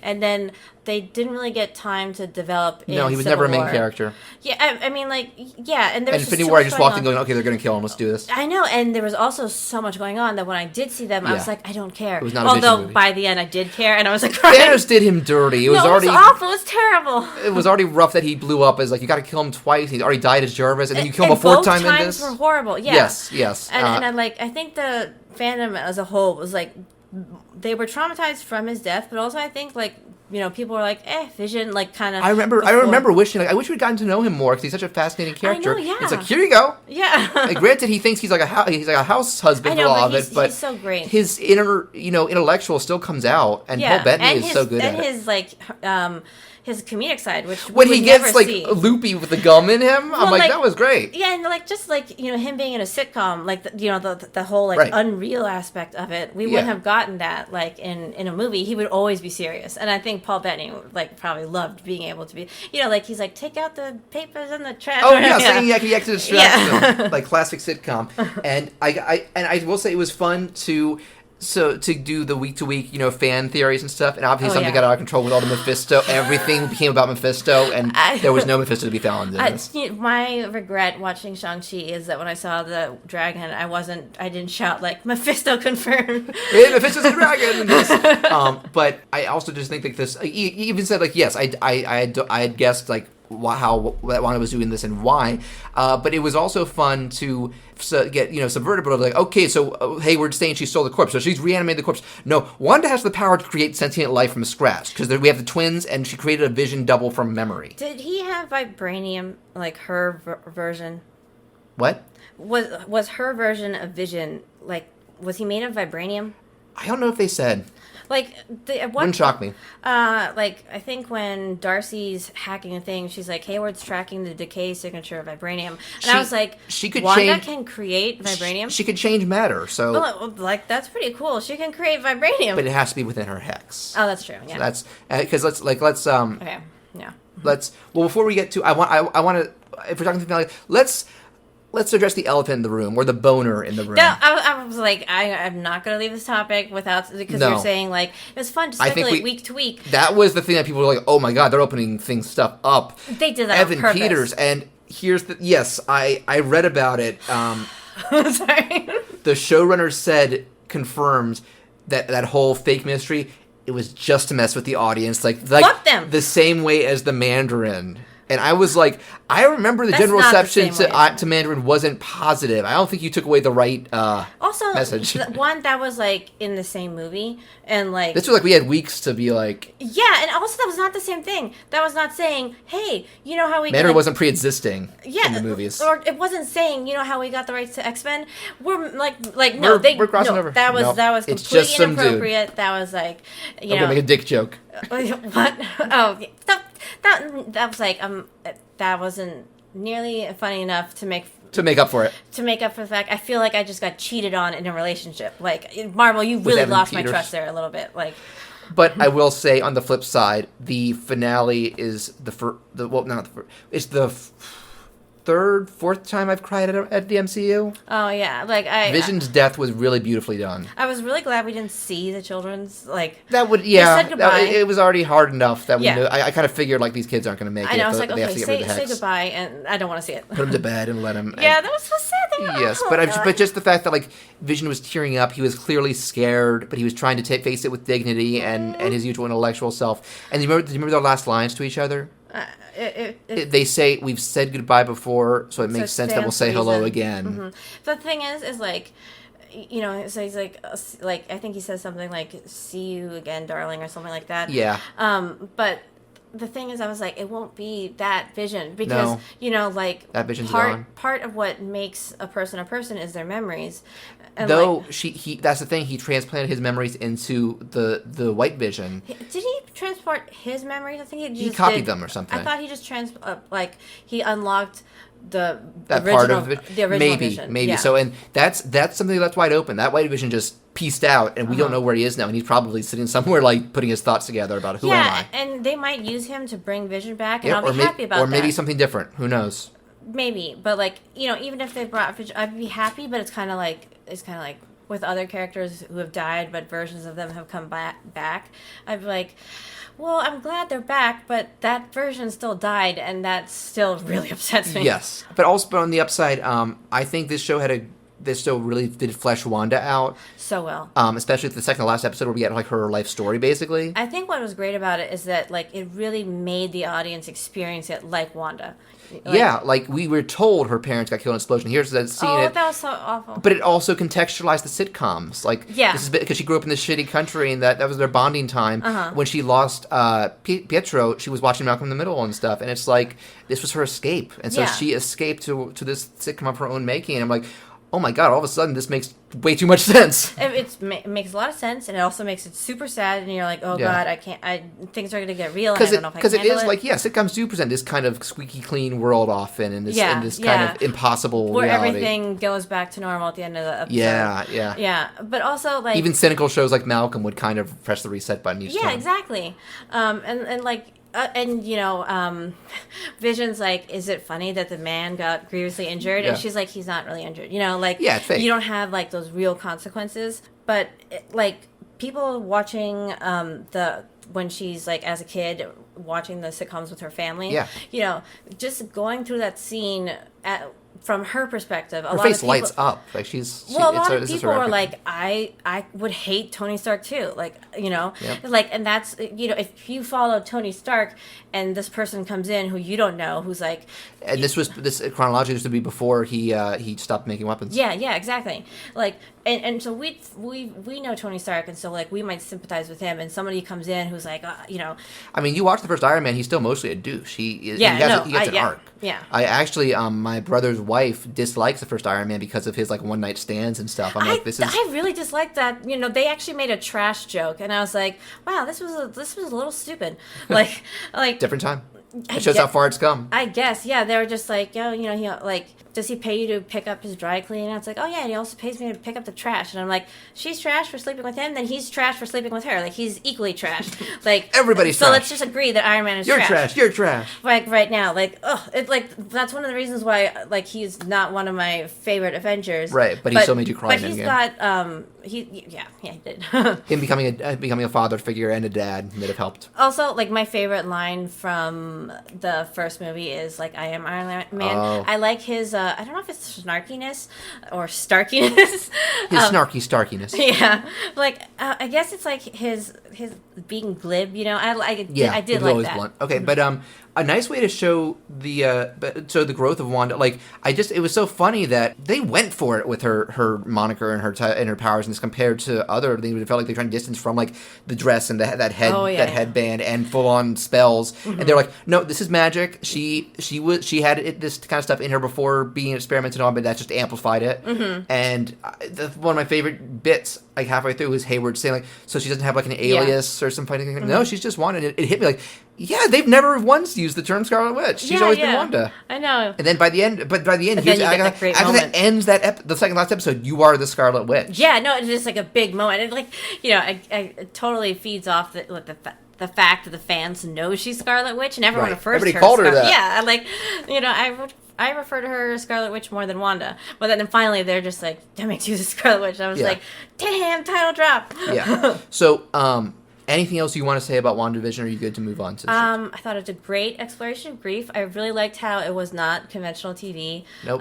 It was also a very meticulous tribute to a lot of bygone eras of TV. Yeah, no, like as somebody who watched Nick at Night, like... But I feel old saying Malcolm in the Middle is a bygone era, but it is. It feels... like, but the thing is watching the Malcolm in the Middle episode, I was like, I feel my soul transporting back. Like, I didn't realize, we've left that era, but we have. Oh, and the commercials. Yeah. Like, that was the one with the stop-motion kid who couldn't open the door. Exactly. But I'm like, there were a lot of, like, claymation food commercials. And it was just, like, it was a great, like, it was nostalgic, it was also heartbreaking, and it was, like, philosophical, and also, sadly, I think it set up Wanda to be like the most sympathetic but most powerful villain. Like, I'm worried about. I care about Wanda. I'm very curious where they're going to take her in Doctor Strange Multiverse Madness. But we know that she's trying to figure out how to resurrect those kids. She's reading the Darkhold, which is not good. Yeah, no. If Agatha was reading it, you probably shouldn't be. Well, I think it corrupts anyone who reads it, and like. Oh, but upside, they didn't kill off Agatha. I know, yeah. She's stuck brainwashed as Agnes, so she can come back. Downside, they didn't kill off Hayward. Like, I mean, it's better that he rots in a prison. No. They could have, like, given me a gory death scene. A gory PG-13 death on TV, that was on R-rated, Disney Plus. Like a Deadpool. We got a little bit of gore in our next show, Falcon and the Winter Soldier. That's true. Very devastating. One of the darkest moments. Not a fun kind. But I will say as an intro, I think overall this is actually my favorite of the three. Really? I think part of that is a matter of natural preference. Because of all the MCU heroes who've gotten to trilogy status, I think Captain America's is my favorite and overall the strongest. And I love the grittier. One of the reasons I love Winter Soldier so much much is how much more gritty and intense and grounded it feels. Not that I'm against the MCU being out there, because I also would love, I say Guardians 2 is one of my favorites, and I liked these two characters, and I was excited to see them get like a center stage. Especially their chemistry together. Yeah, especially like their existing kind of rivalry. They're like kind of reluctant friends because like they even competing for this one guy who they were the sidekick of. I made a comment like before. I was like, I was like, Bucky has been through such a dramatic, long, like traumatic life. He's had it rough. Yeah, and he's been faced with like bombastic evilness and bombastic heroics. That I think it's so great that he like Sam happened to his life that he's just confronted with like indifferent saltiness. Like what a thing for like Bucky to experience. Yeah, no, and Bucky was. I think I told you. Bucky was the one character who I felt was shortchanged in Infinity War and Endgame because it didn't feel like his recovery was done, and he just got a couple lines in each, and it was real. Like outside of like he does get one of the best moments in either movie, which is his interaction with Rocket, picking up and shooting, and then Rocket. Of course, Rocket would want his arm, of course. But like character wise, like they kind of felt like that could have been anyone. But then I was like, okay, well they didn't permanently kill him off. He was dead for 5 years, but he got better. Him and Sam, but. It makes sense, and it, as much as I was excited, I'd see Sam get the shield at the end. Like I wasn't just crying at Endgame, but I was crying for it was him with a lot at once. It was like the end of Steve's story, him getting Peggy, this like all this speculation, Sam getting the shield. I'm like, dude, we get a Black Captain America. Oh my god. Yeah. But then this goes into the nitty gritty of that, and the conflict of him not just racial identity, but the fact that like there can't be another Steve Rogers. Yeah. And rather than just immediately starting the next movie geared up and ready to go, here's a show of him coming to terms with that. Of Sam coming to terms? Or Bucky? Oh, no. Bucky coming to terms with his demons, but Sam coming to terms with being Captain America. Yeah, I mean, well, like, for Sam, I think, he had, like, a very, like, his journey to being Captain America. There's like a lot of reasons why it's personalized. I was thinking that in Endgame when Steve just gave him the shield. I was like, this is oversimplifying a lot. I just thought that, like, I had a little thought in my head. I was like, it's nice and tidy and it's very Disney, but if I were Sam, I would have some mixed feelings about that. And he initially says, how does it feel? It's like someone else's. Well, no, I would have mixed feelings like being a black person, being told to be like, be the Stars and Stripes, represent America. I'm like, do I want to? And I mean, like. What was great about Steve is that, he represented, like, the best of America, like, World War II America. Like, that's, And he carried those ideals to the modern day. And he wasn't, well, one, he wasn't a pawn of the government, which is one of the reasons why there was a lot of, not my cap. Oh, we'll get to Yeah. But, like, he just, I don't know, he happens to have the name Captain America. Thor happens to have the name of a Norse god, but they're both I think kind in the MCU canon is that them visiting Earth inspired the Norse gods. Okay. Like they're the origin of that. Sorry that my phone. No, I'm explaining phone. But like, I think like I don't. He's not like a U.S. agent. He's not like he's not like. He doesn't represent the government. He was Steve, and that's was his own guy. That's one of the reasons. I mean, the Shield. He went against the government to rescue Bucky in his first movie. Yeah, right? and the Shield has the Stars and Stripes, but like it represents Steve Rogers, like. Right, and so the idea of that now representing someone else, and this show kind of grapples with that in really good ways. Mm-hmm. And also, not even the characters, but this does something more than the other shows that I was hoping they do. Showcases how bringing half the world back after 5 years without them. As good as it is, it's going to be a messy, complicated process by nature, and even create villains in the process. Hence the Flag Smashers, and everybody's favorite, Carly.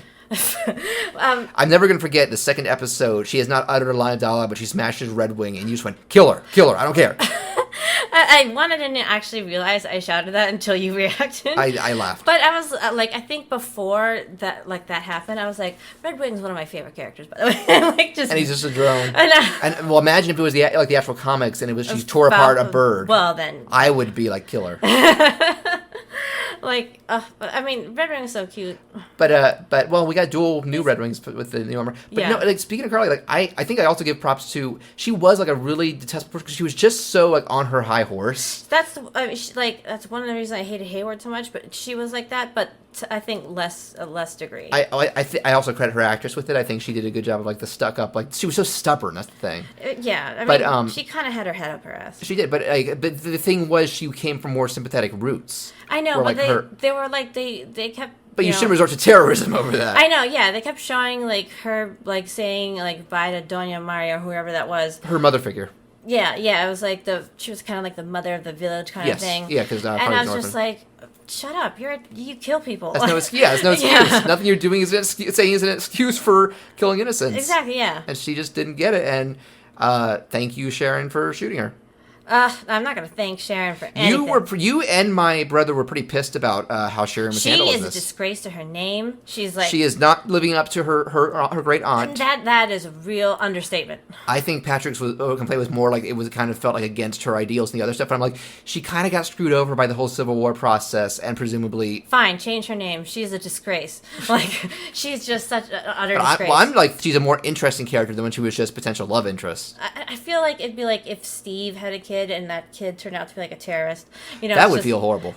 That's what Sharon Carter is. Like, no. Like, mm-mm. I also want to say, like, because Winter Soldier tied on into themes of government corruption and, intrusive surveillance. Mm-hmm. And I feel like this show feels very influenced by both modern political and social events in terms of fights in terms of, the spotlight we've shone on racial inequality.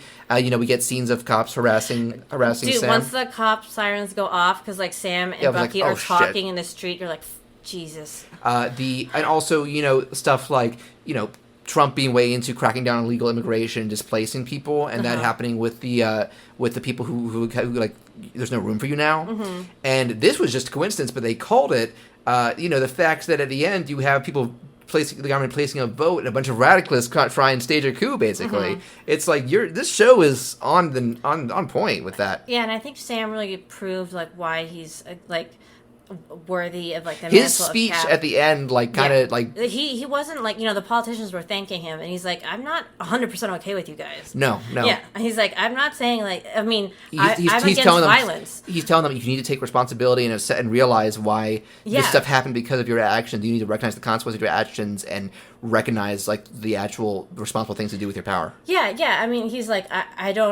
I'm not going to, like, agree with somebody solving this with violence, and trying to, like, just take you out. But, like, when you're in a room making these decisions, who else is in that room? Is it, like, people affected by that? Or is it just more people like you? Do you want to see the next Carly? Because they'll be even worse. Yeah. And then he's just, like, Sam was great. But that, I think the whole show was kind of, like, he was so rational through it. Like, when he tried to talk Carly down and that sort of stuff. John Walker. Let's talk John Walker. Now, first off, props to the actor Wyatt Russell, yes. Kurt Russell and Goldie Hawn's son, who inherited that chin.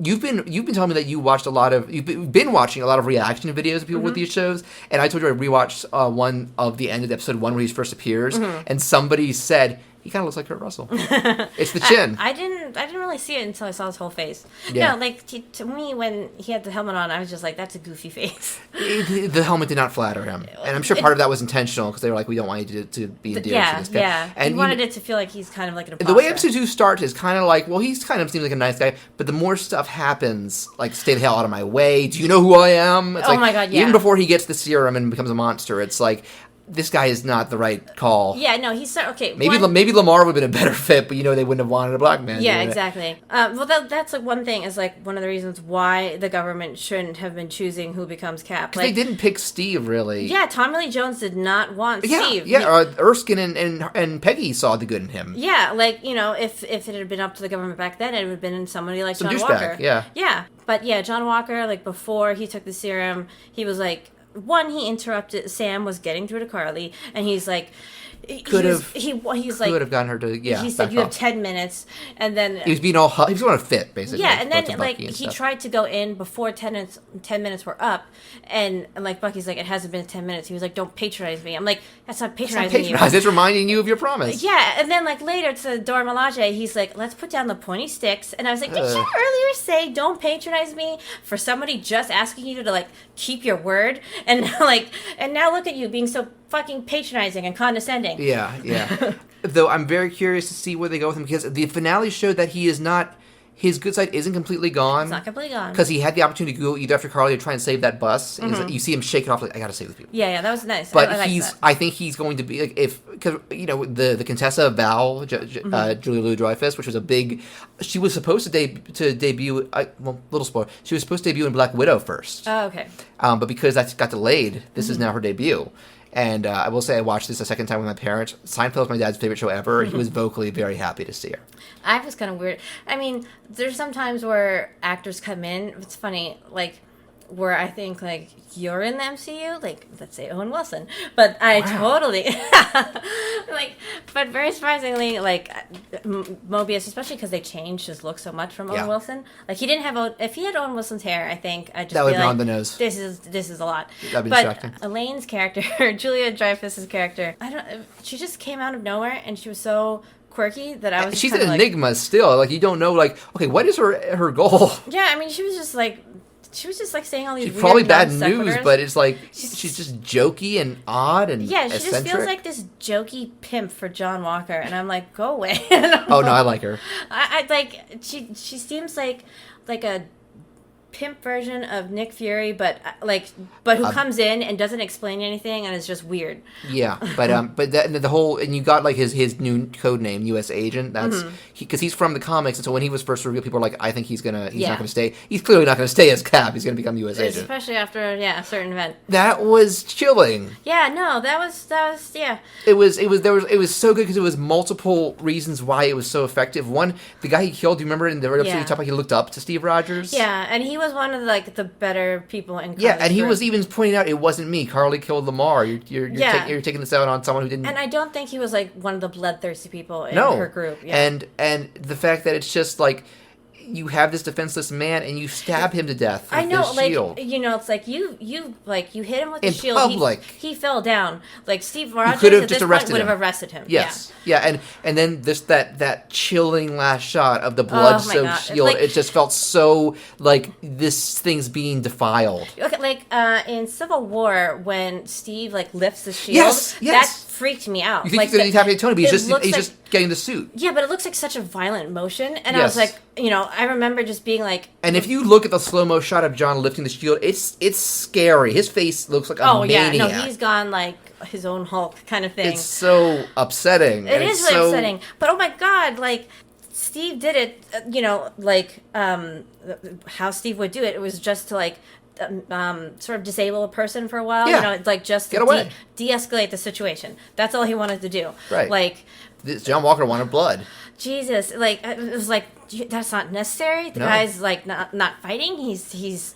And you have him, and then you use the shield in such a violent and a lot of people have been like, that's one of the darkest things I've ever seen in Marvel. It is, and also I think it's a crime that we have gone this far without even mentioning Zemo.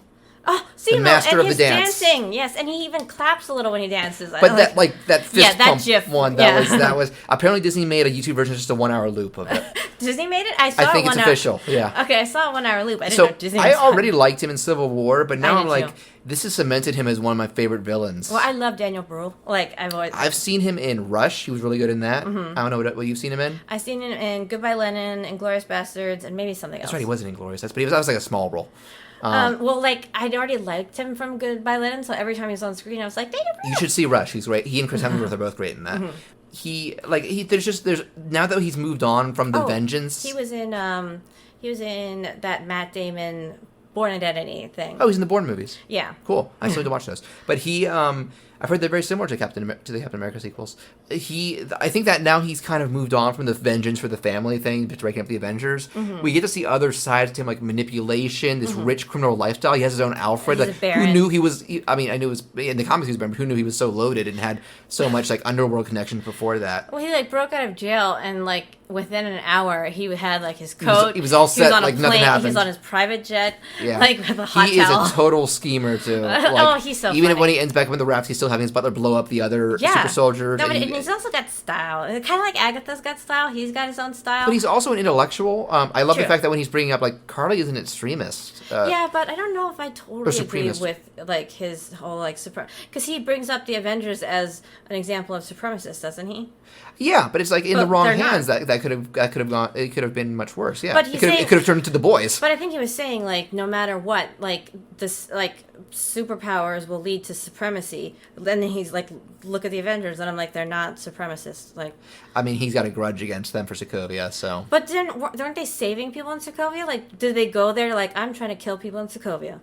People still blame them because they blew up the city, but if it had landed, it would have wiped out humanity. So it's like the lesser scenario. I mean, I'm sorry, Zemo. They should have let the whole world, like your family and the rest of the world, die. Like, no, like that argument holds no water. Yeah, but I also one of my favorite bits because I think it's just him messing with them when the Marvin Gaye conversation. Oh yeah, it's Sam like, is it's a masterpiece, James. It captures the African American culture, and who doesn't love Marvin Gaye? And Bucky's just like, I love Marvin Gaye. Well, Sam's also like, he's out of line, but he's right. Yeah. And isn't there a part where, like, when they first break him out, like, if I'm going to interject, and they're both arguing, they both turn around, no! Yeah. And I feel like that they have to do that a couple of times, and he's just like, all right. He has these little, like, expressions where he's like, I'll be quiet for now, or he's like, don't let him do this to you, Buck. He's just going to do that head-to-head thing. Yeah, and I will say, I think this, of all three finales, feels the most like the end of an actual movie. I think the fact that it was like in a city at night and a guy was flying around in an iron suit, it reminded me of the first two Iron Man movies. Yeah, well, it felt the most to me like an MCU movie, which is actually, like you said, it's your favorite. It's kind of one of the reasons why it's probably like my least favorite. Because it felt too much like the same? No, I mean, I happen to like weirdness. The other two were weirder, yes. I like X-Files, and WandaVision was like, I kept saying when Jimmy Woo was like, it's a missing town, I was like, Mulder would love this. and the whole time travel thing, it reminded me of a lot of stuff that I like Portal and Stanley Parable. Yeah. And so it was like, those are both kind of like alternative, whereas this was like, this felt like this isn't like more traditional. Yeah, it's just more traditional, which is like isn't an insult at all for it to say that it's par for the course. And I think it was really good to have this. I mean, you could have potentially done it as like. Okay, well, you could have done it like that too. Yeah, potentially, like you could have done it in Captain America 4, like which they are. Yeah, but I mean, like have this whole like. But I love the fact that we get this. We got the arc of Sam coming to terms with it, out of the way and give it its own time to like marinate and really be fleshed out. Yeah, I mean, you could we didn't even talk about one of my favorite aspects of Isaiah Bradley. Yeah, Isaiah Bradley. This poor goddamn man. Yeah, so the fact that they brought, I'm so glad that Marvel, like, they make so many good decisions. I was like, you need to acknowledge the baggage that comes with being African American if you're going to be African American. Yeah, exactly. And here's this guy who was just done so dirty. And not only do they, like, kind of hint at it with, like, the cop scene with, like, when they're, they're like, is this guy bothering you? And they're like, sir, stay calm. And, like, Sam is, like, totally calm. Yeah, and they're just like, where's your ID? Like, you don't need an ID to walk around. Like, you don't need an ID to be outside in public. Like, what is this? The Gestapo? Like, get away. But, like, that happens to black people all the time. Yeah. But Isaiah, like, I feel like they really went there where, he was just like, they erased my history. They've been doing that for 500 years. He didn't get to say goodbye to his wife? Yeah. And that actually reminded me of a scene with Laverne Cox that I've seen. Like, so it's a fictional scene technically, but I feel like it's just representative a lot of, like, what goes on in, like, in... the ugly side of history. Or like the judicial system, like the prison system, basically. Like in the first couple of seasons of Orange is the New Black, I think it went on for way too long. But like the main character is white, and she gets, I forget what it's called, but it's basically a day pass from jail. Like if you have a reason, like her reason was she wanted to go to the funeral of her grandmother, and Laverne Cox was like, that's nice. Like but they wouldn't let the black prisoners do that? Yeah, I mean, she was like, I forget her name, the white lead. I haven't seen it. But she was just like, well, like, it's my grandmother's funeral, like, it's understandable. And Vern was like, yeah, it's nice that they let you do that. Like, my father was dying, and I asked, like, several times for, like, a pass, and they denied me each time.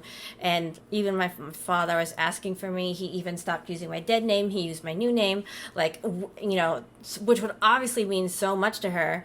But no, she wasn't allowed to see her dad. And so, like, I feel like Isaiah's story, like, it hit on a lot of levels. Like it wasn't contrived or anything, and it felt all too real. Yeah, it felt all too real.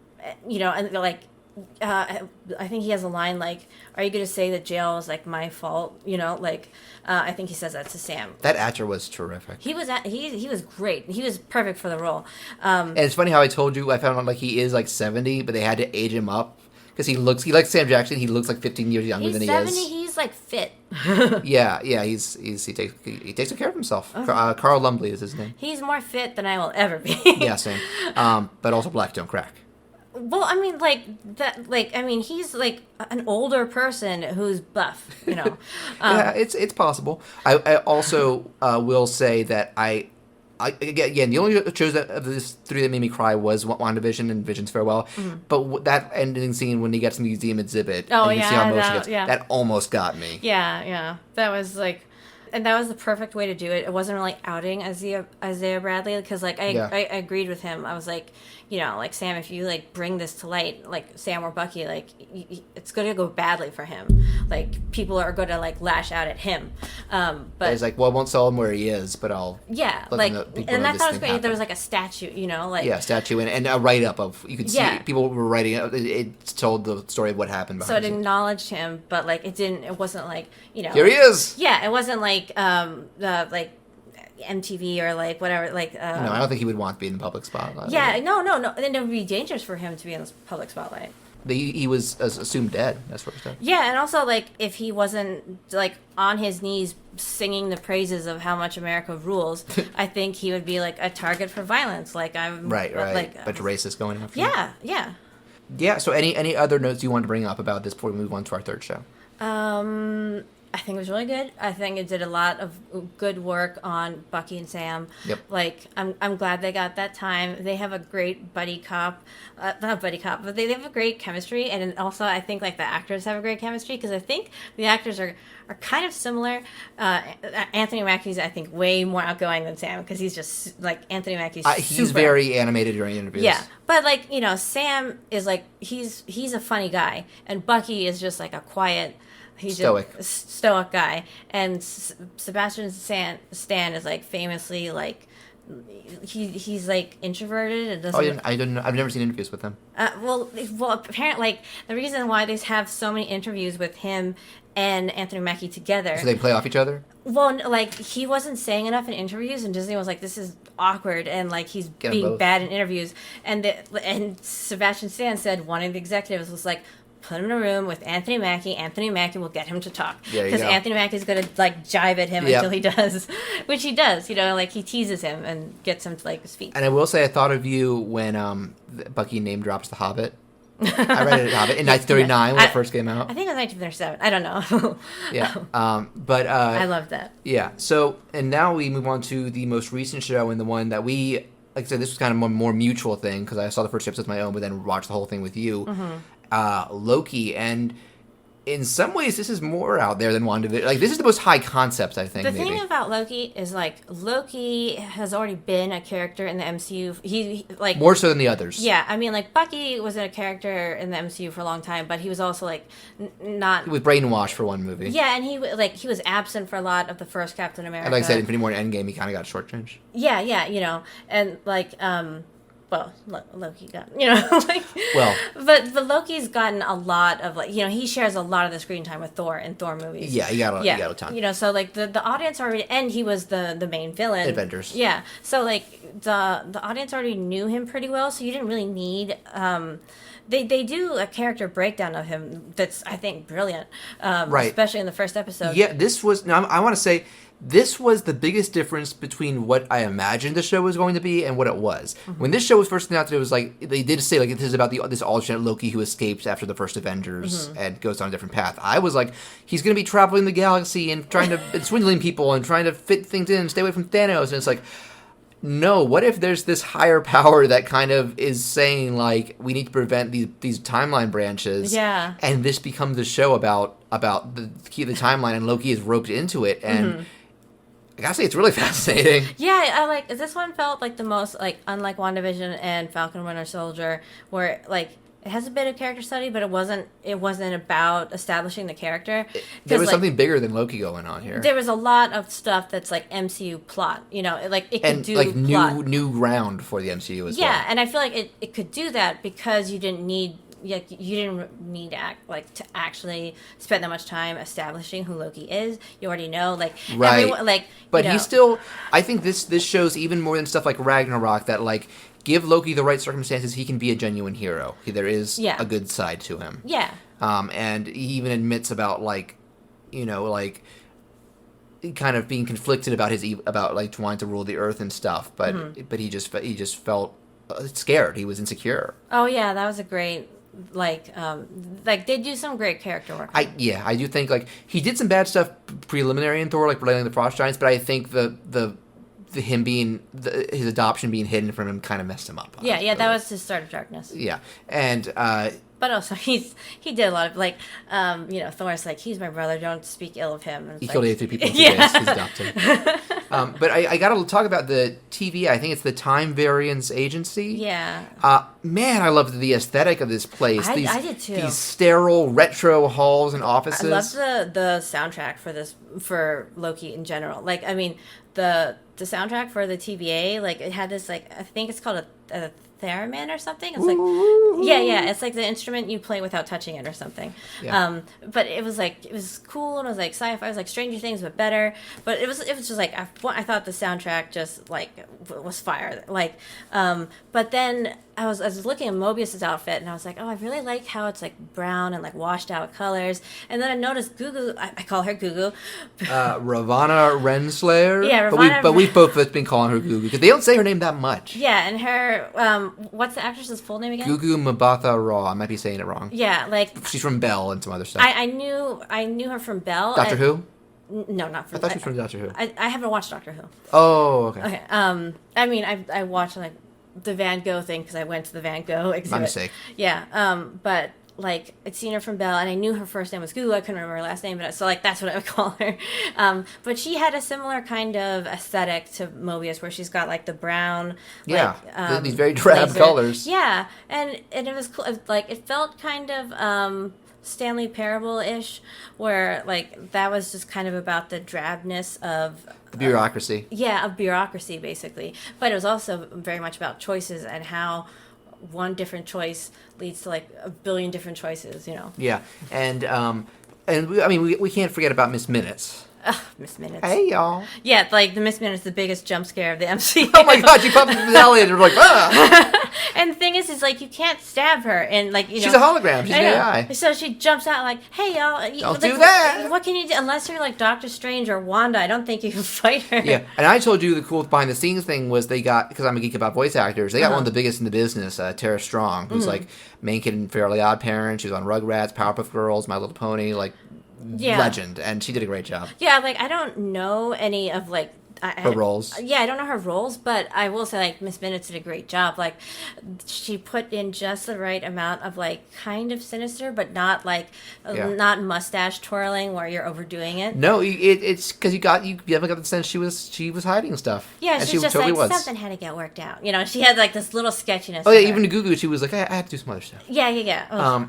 Oh, and then she was like, they're like, we decide our own destiny. And she's like, good luck with that. Screw you, Miss Minutes. So, what do you think Miss Minutes is now, actually? Oh, we'll get to the finale. But I want to also say, this absolutely feels like the biggest and most expensive of all the shows, because they go globe hopping. They go planet hopping, like a lot of different places. They go to a planet that's blowing up around them. It did feel kind of like a Thor movie in that way. Like, well, it should. Like, yeah. But it's.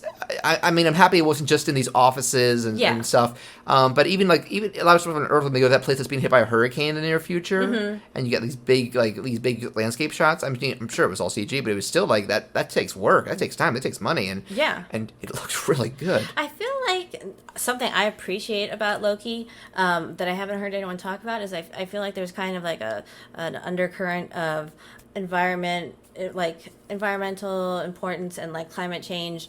They talk about it when they're going through the disasters. Yeah, and I feel like people don't talk about it that much, but you know, they're like, okay, it's not the climate disaster of 2048, and then like Alabama, I think it like barely touches the water, but it's like getting like eaten by the ocean basically when we see it. Rising water levels. Yeah, and actually one of the voices you hear in the big like the finales, like when they have all a culmination of you so talk many about voices. There's a lot of movie clips, but then some other stuff. Yeah, you also have real life stuff, and one of them is Greta Greenberg. Thunberg? Something, yeah. Yeah, the how dare you girl. Yeah, that you hear, how dare you, that's what you hear. Oh, okay. I think it's Thunberg. No, how dare they, sorry. Yeah, I think it's Greta Thunberg. Okay. People know.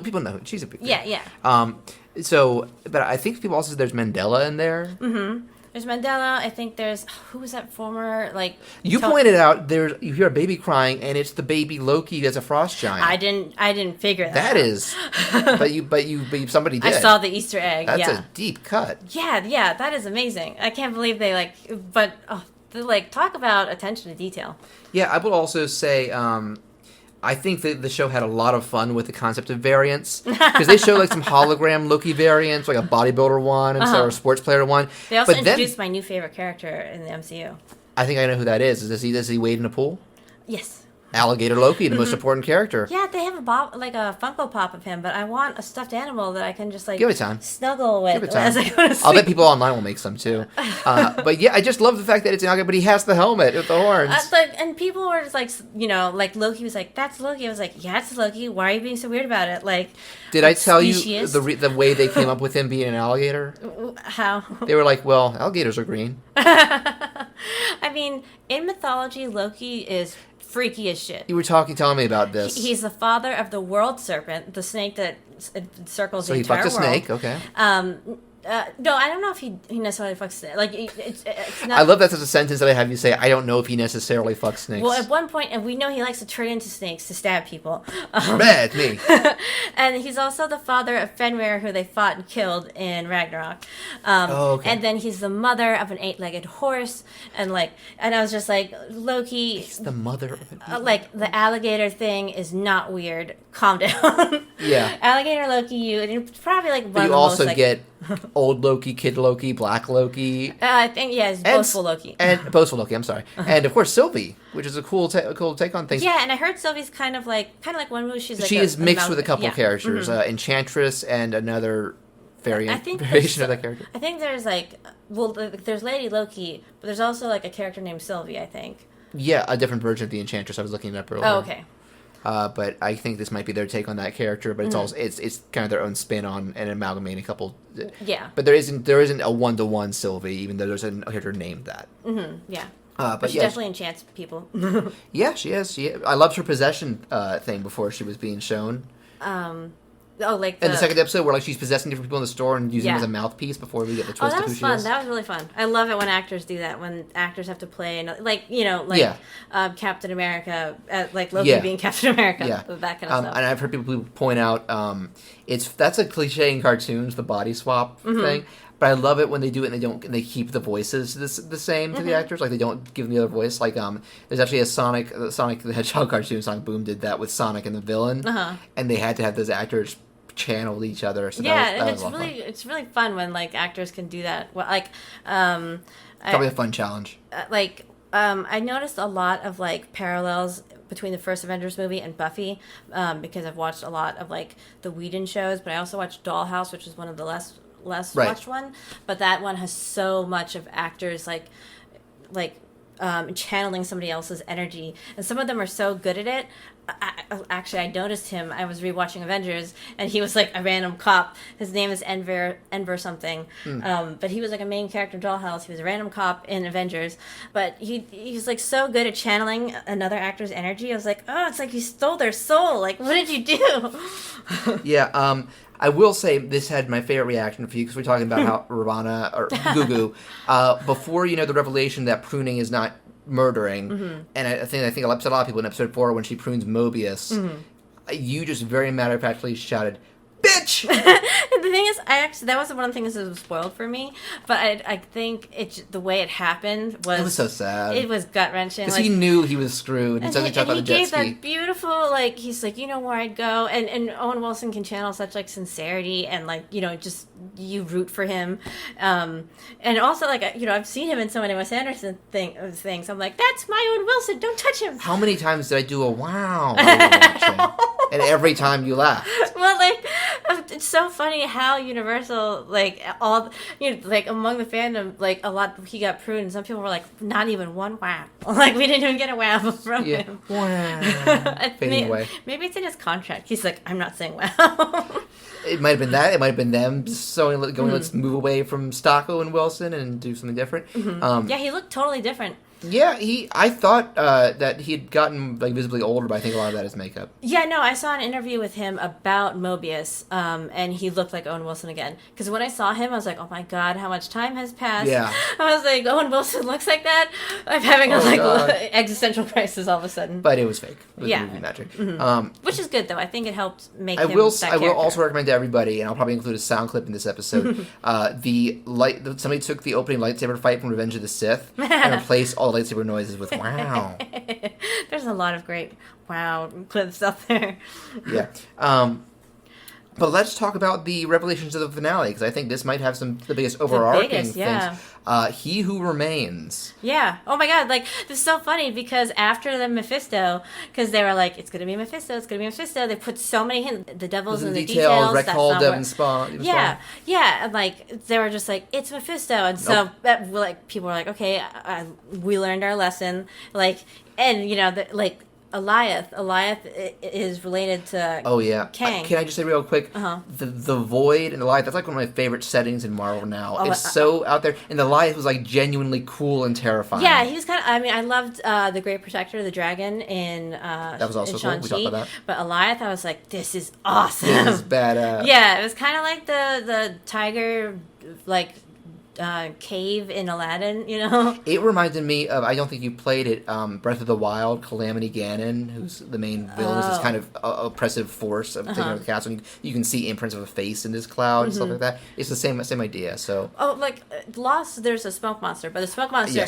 was not personified like Goliath. Goliath was awesome. Yeah. But, so we get to the center, and it's Kang. It's so funny. Like, nobody was like, no, they're like, it's not Kang, it's not Kang. Well, I mean, it's not technically Kang, but it's a variant. Right, it's a variant. And he spells out these big implications about the multiverse, and Kang being this big threat who, like, multiple versions of him discovered dimensional travel, and one of them was really violent about this kind of stuff, and he's kind of doing this to protect people, but he's screwing over a lot of people in the process. There's a lot, you know, like, if you're like, I know there's Team Sylvie, as in, like, I agree with Sylvie's decision. I don't know if the other team is, like... Team Loki. Maybe it's Team Loki. But, like, Loki wasn't even saying, like, let's not do it. He was like, let's just think about it. Yeah. She was like, I gotta do this. I've been doing my whole life in these moments. He's like, think outside of us for once. Think about what this means for everybody else. It's true, but, like... You know, getting the decision wrong could have, like, terrible implications for their universe. But already, like, if you don't do anything, it's still having terrible implications for, like, countless other universes. So it's like, if you get this wrong, you add one more universe to that tally of universes that are getting screwed. But, like, you know, trying to fix it, trying to set it right, like, you're saving not just one universe, but maybe a bunch. Infinite amount of others, So, but like, I'm a bit Team Sylvie. Okay, but then we get to the end, and I think one thing that's different is that I think the first two shows are a one and done deal. I think we move on to Captain America. I don't think you can replicate WandaVision. Yeah, no. You can't really do that again and have the same impact. Yeah, exactly. I mean, she can't, like, you can't make her go through Grievous, like, another time. That feels very forced. You've been through this. Yeah. But that's the credits, the stinger. It's like, we're not done, motherfucker. I thought they were going to continue it in Ant-Man, but then they still might. I don't know which is going to come out first. Like, I think Loki season 2. I hope it will. I don't know, actually. I think because Ant-Man is still I can't remember if that's next year or 2 years away. I think we have Eternals and No Way Home. And then I think Doctor Strange is the next one. Oh, Multiverse of Madness. Which I'm very excited for because Sam Raimi can do some crazy shit. And I wonder if Kang will show up in that.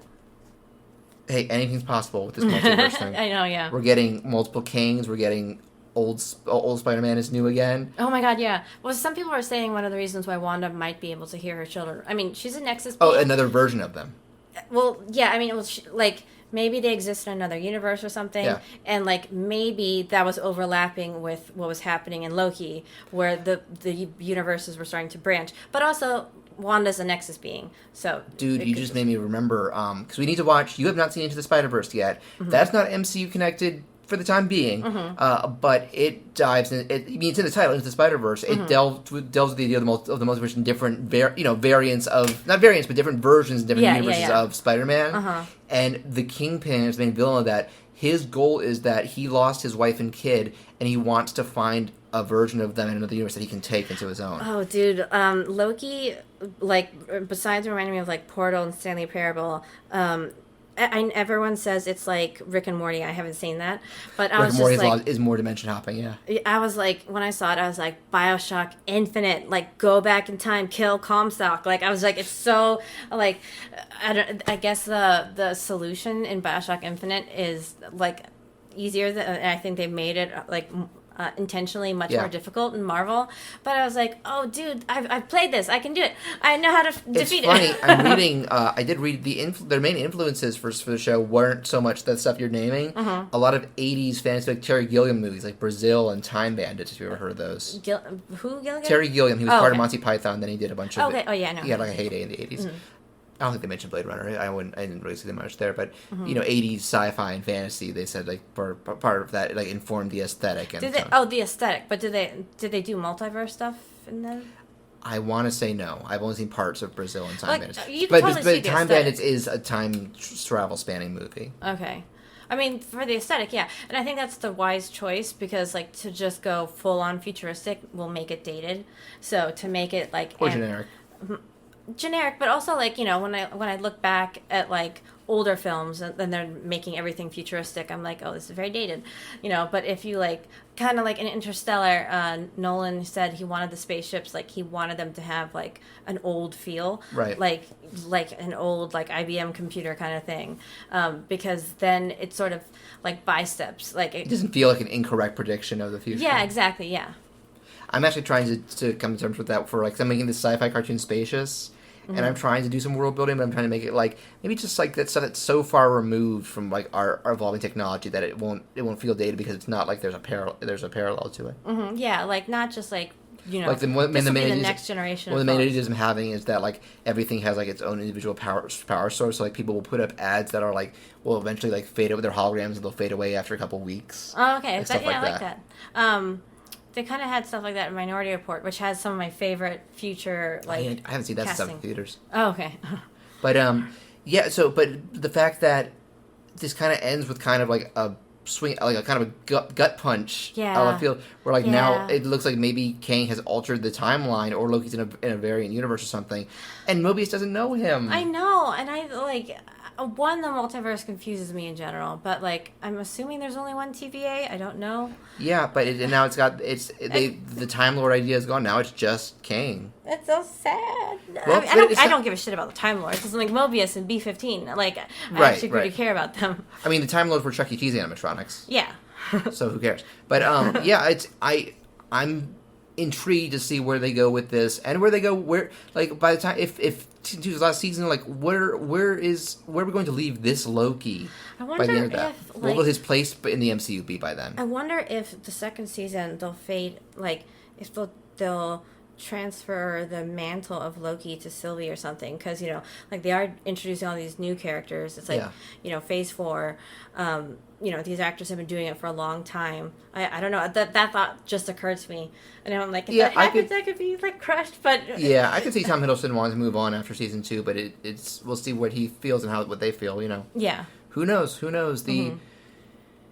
It's not always as predictable as people make it out to be. I didn't expect it to end that way. I don't know if I knew if there was a season 2 or not. I can't remember. I don't think they announced it until it ended. But I mean, like I saw, like we saw it kind of like a few months after it had come out, like 2 or right. months. And I think I had read that they were going to do a season 2, but I still was. I don't know if I knew that, but like the way it ended, I was like,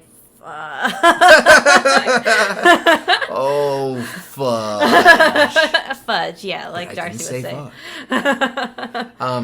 But yeah, any more particular thoughts on Loki that you wanted to talk about? Tom Hiddleston. That's it. Oh, that's right. That's the whole thought. For those who don't know her in real life, which I'm guessing is most of our listeners, Mia is a huge Loki fan. I was just like, for those who don't know her, I mean, like half the I would say like probably 70% of the population. Maybe until people will disagree with me, but I'm going to believe 70% of the population is in love with Tom Hiddleston. So that's I thought you were going to say 70% of the population knows you.